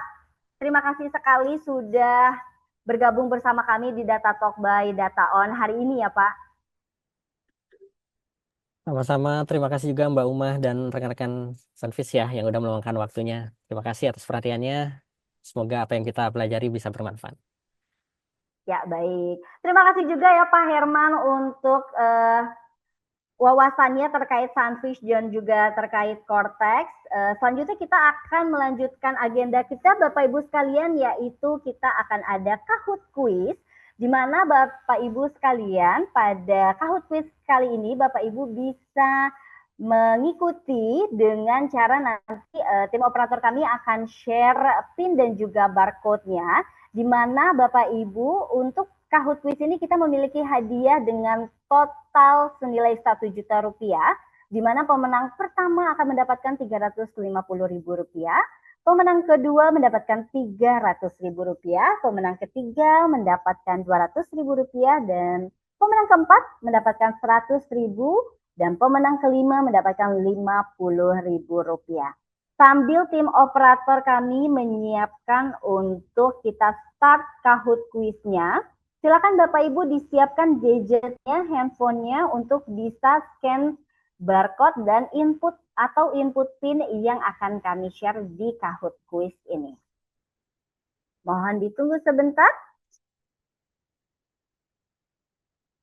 Ya, persiapkan dan kami mohon kepada Bapak Ibu yang ingin mengikuti Kahoot Quiz ini, mohon untuk tidak menggunakan nama inisial ya Bapak Ibu, melainkan wajib menggunakan nama sesuai registrasi. Ya, ini adalah barcode-nya dan juga PIN-nya. Bapak Ibu bisa langsung memasukkan barcode dan PIN-nya dan silakan langsung bergabung di Kahoot Quiz kami.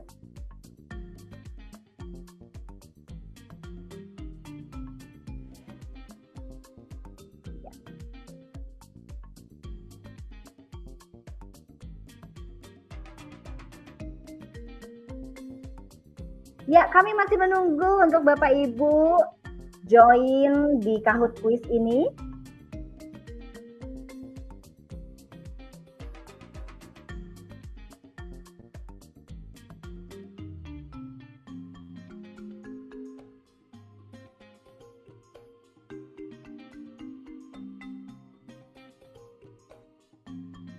Baik, sambil kami menunggu Bapak Ibu untuk join, kita langsung saja mulai kuisnya. Kita akan start. Di sini akan ada 5 pertanyaan dan Kahoot Quiz ini Bapak Ibu harus cepat-cepatan menjawab ya. Bukan hanya tepat dan benar, tapi harus cepat juga. Baik, operator, kita langsung saja mulai start the quiz. Siap-siap Bapak Ibu untuk pertanyaan pertama.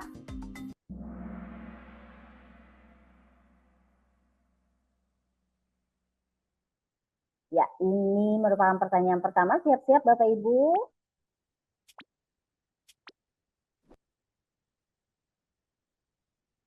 Yang pertama, PPh Badan berkaitan dengan pajak atas gaji karyawan, transaksi pribadi direksi, penghasilan perusahaan, atau pajak kendaraan. Sangat mudah, sangat general ya Bapak Ibu. Saya yakin Bapak Ibu semua bisa menjawab dengan tepat dan cepat. Ya, yang benar adalah penghasilan perusahaan tentunya. Kita lihat podium sementara. Siapakah paling unggul dan paling cepat menjawab? Selamat kepada Pak Zienta. Tapi ini bukan yang terakhir skornya, masih ada beberapa pertanyaan ke depan. Silakan kita next the quiz. Pertanyaan kedua, true or false Bapak Ibu? Kesalahan data di awal tahun bisa berdampak hingga pelaporan SPT tahunan. Benar atau salah? Tentunya Bapak Ibu semua pasti sudah sangat bisa menjawab ya. Waktunya masih 5 detik lagi Bapak Ibu, silakan cepet-cepetan menjawab. Tentu jawabannya adalah benar. Ya, kita lihat podium sementara. Selamat kepada M. Rusli, sudah berhasil menjawab dengan benar dan tepat. Oke, kita lanjutkan pertanyaan berikutnya. Yang ketiga. Pilihan ganda Bapak Ibu ya. Dokumen apa yang biasanya dibutuhkan karyawan untuk pelaporan SPT tahunan? Sangat mudah. Slip absensi, apakah butuh? ID badge, kontrak kerja, atau bukti potong pajak? Silahkan. Ini harus cepet-cepetan menjawab ya, dan jangan sampai salah klik. Yang benar tentunya bukti potong pajak ya Bapak Ibu. Oke, selanjutnya kita lihat podium sementara.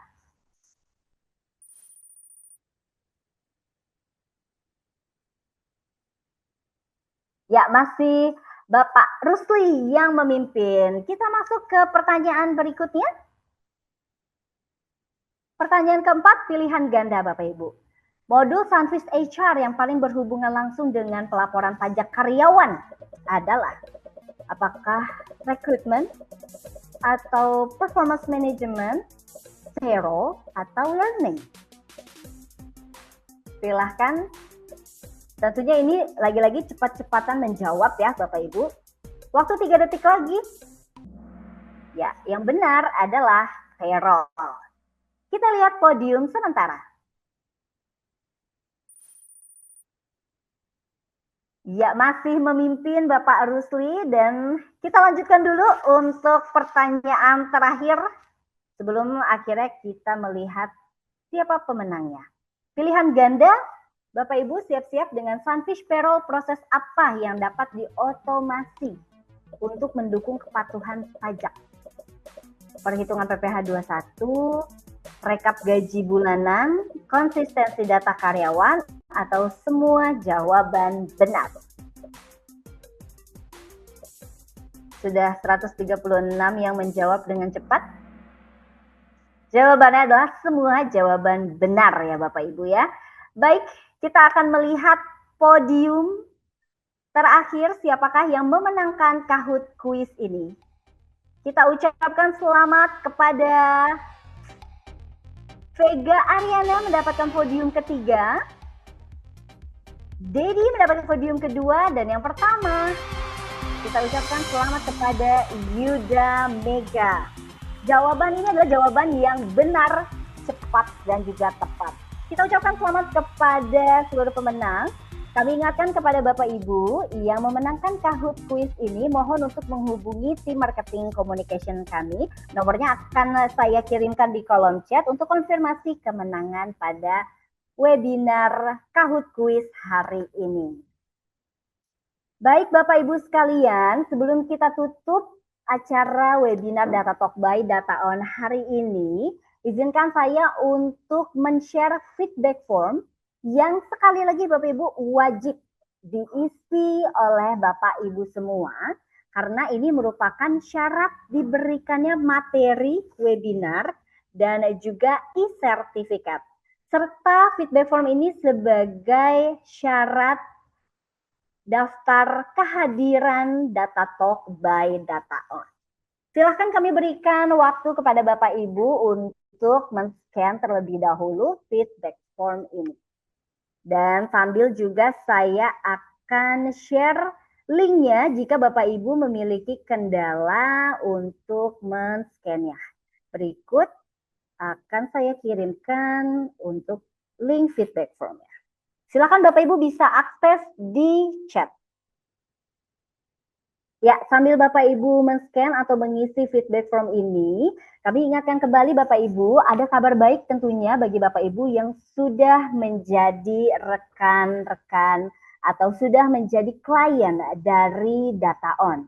Karena apa? Bapak Ibu bisa mendapatkan voucher MAP senilai Rp1.000.000 dengan mengisi review pada platform G2 dan Gartner. Bagi Bapak Ibu di sini yang bersedia dan ingin mencoba untuk mendapatkan voucher MAP tersebut, Bapak Ibu bisa menghubungi nomor marketing communication kami di 0852 1858 4097. Nomornya juga akan saya infokan ya Bapak Ibu ya di kolom chat. Lalunya nanti ketika Bapak Ibu menchat nomor tersebut, nomor WhatsApp tersebut, Bapak Ibu akan dipandu oleh rekan kami untuk tutorial bagaimana cara mengisi review G2 dan juga Gartner-nya.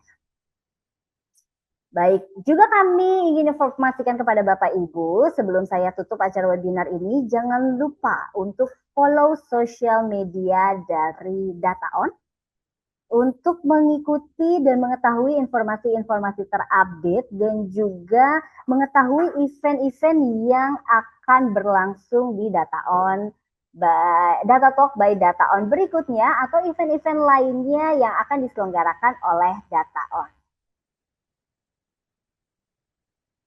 Baik Bapak Ibu, akhir kata saya ingin mengucapkan terima kasih sekali kepada Bapak Ibu yang sudah bergabung pada webinar Data Talk by Data On hari ini.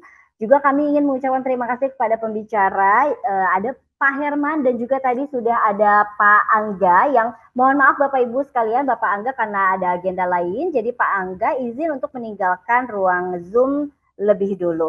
Oleh karena itu, saya mewakili seluruh tim yang bertugas pada hari ini mengucapkan terima kasih sekali. Silakan Bapak Ibu melengkapi feedback formnya agar nantinya kami bisa mengirimkan materi dan juga e-sertifikat acara hari ini. Kurang lebihnya itu Bapak Ibu, sehingga saya izin pamit untuk acara Data Talk by Data On sore hari ini. Sampai jumpa di Data Talk berikutnya.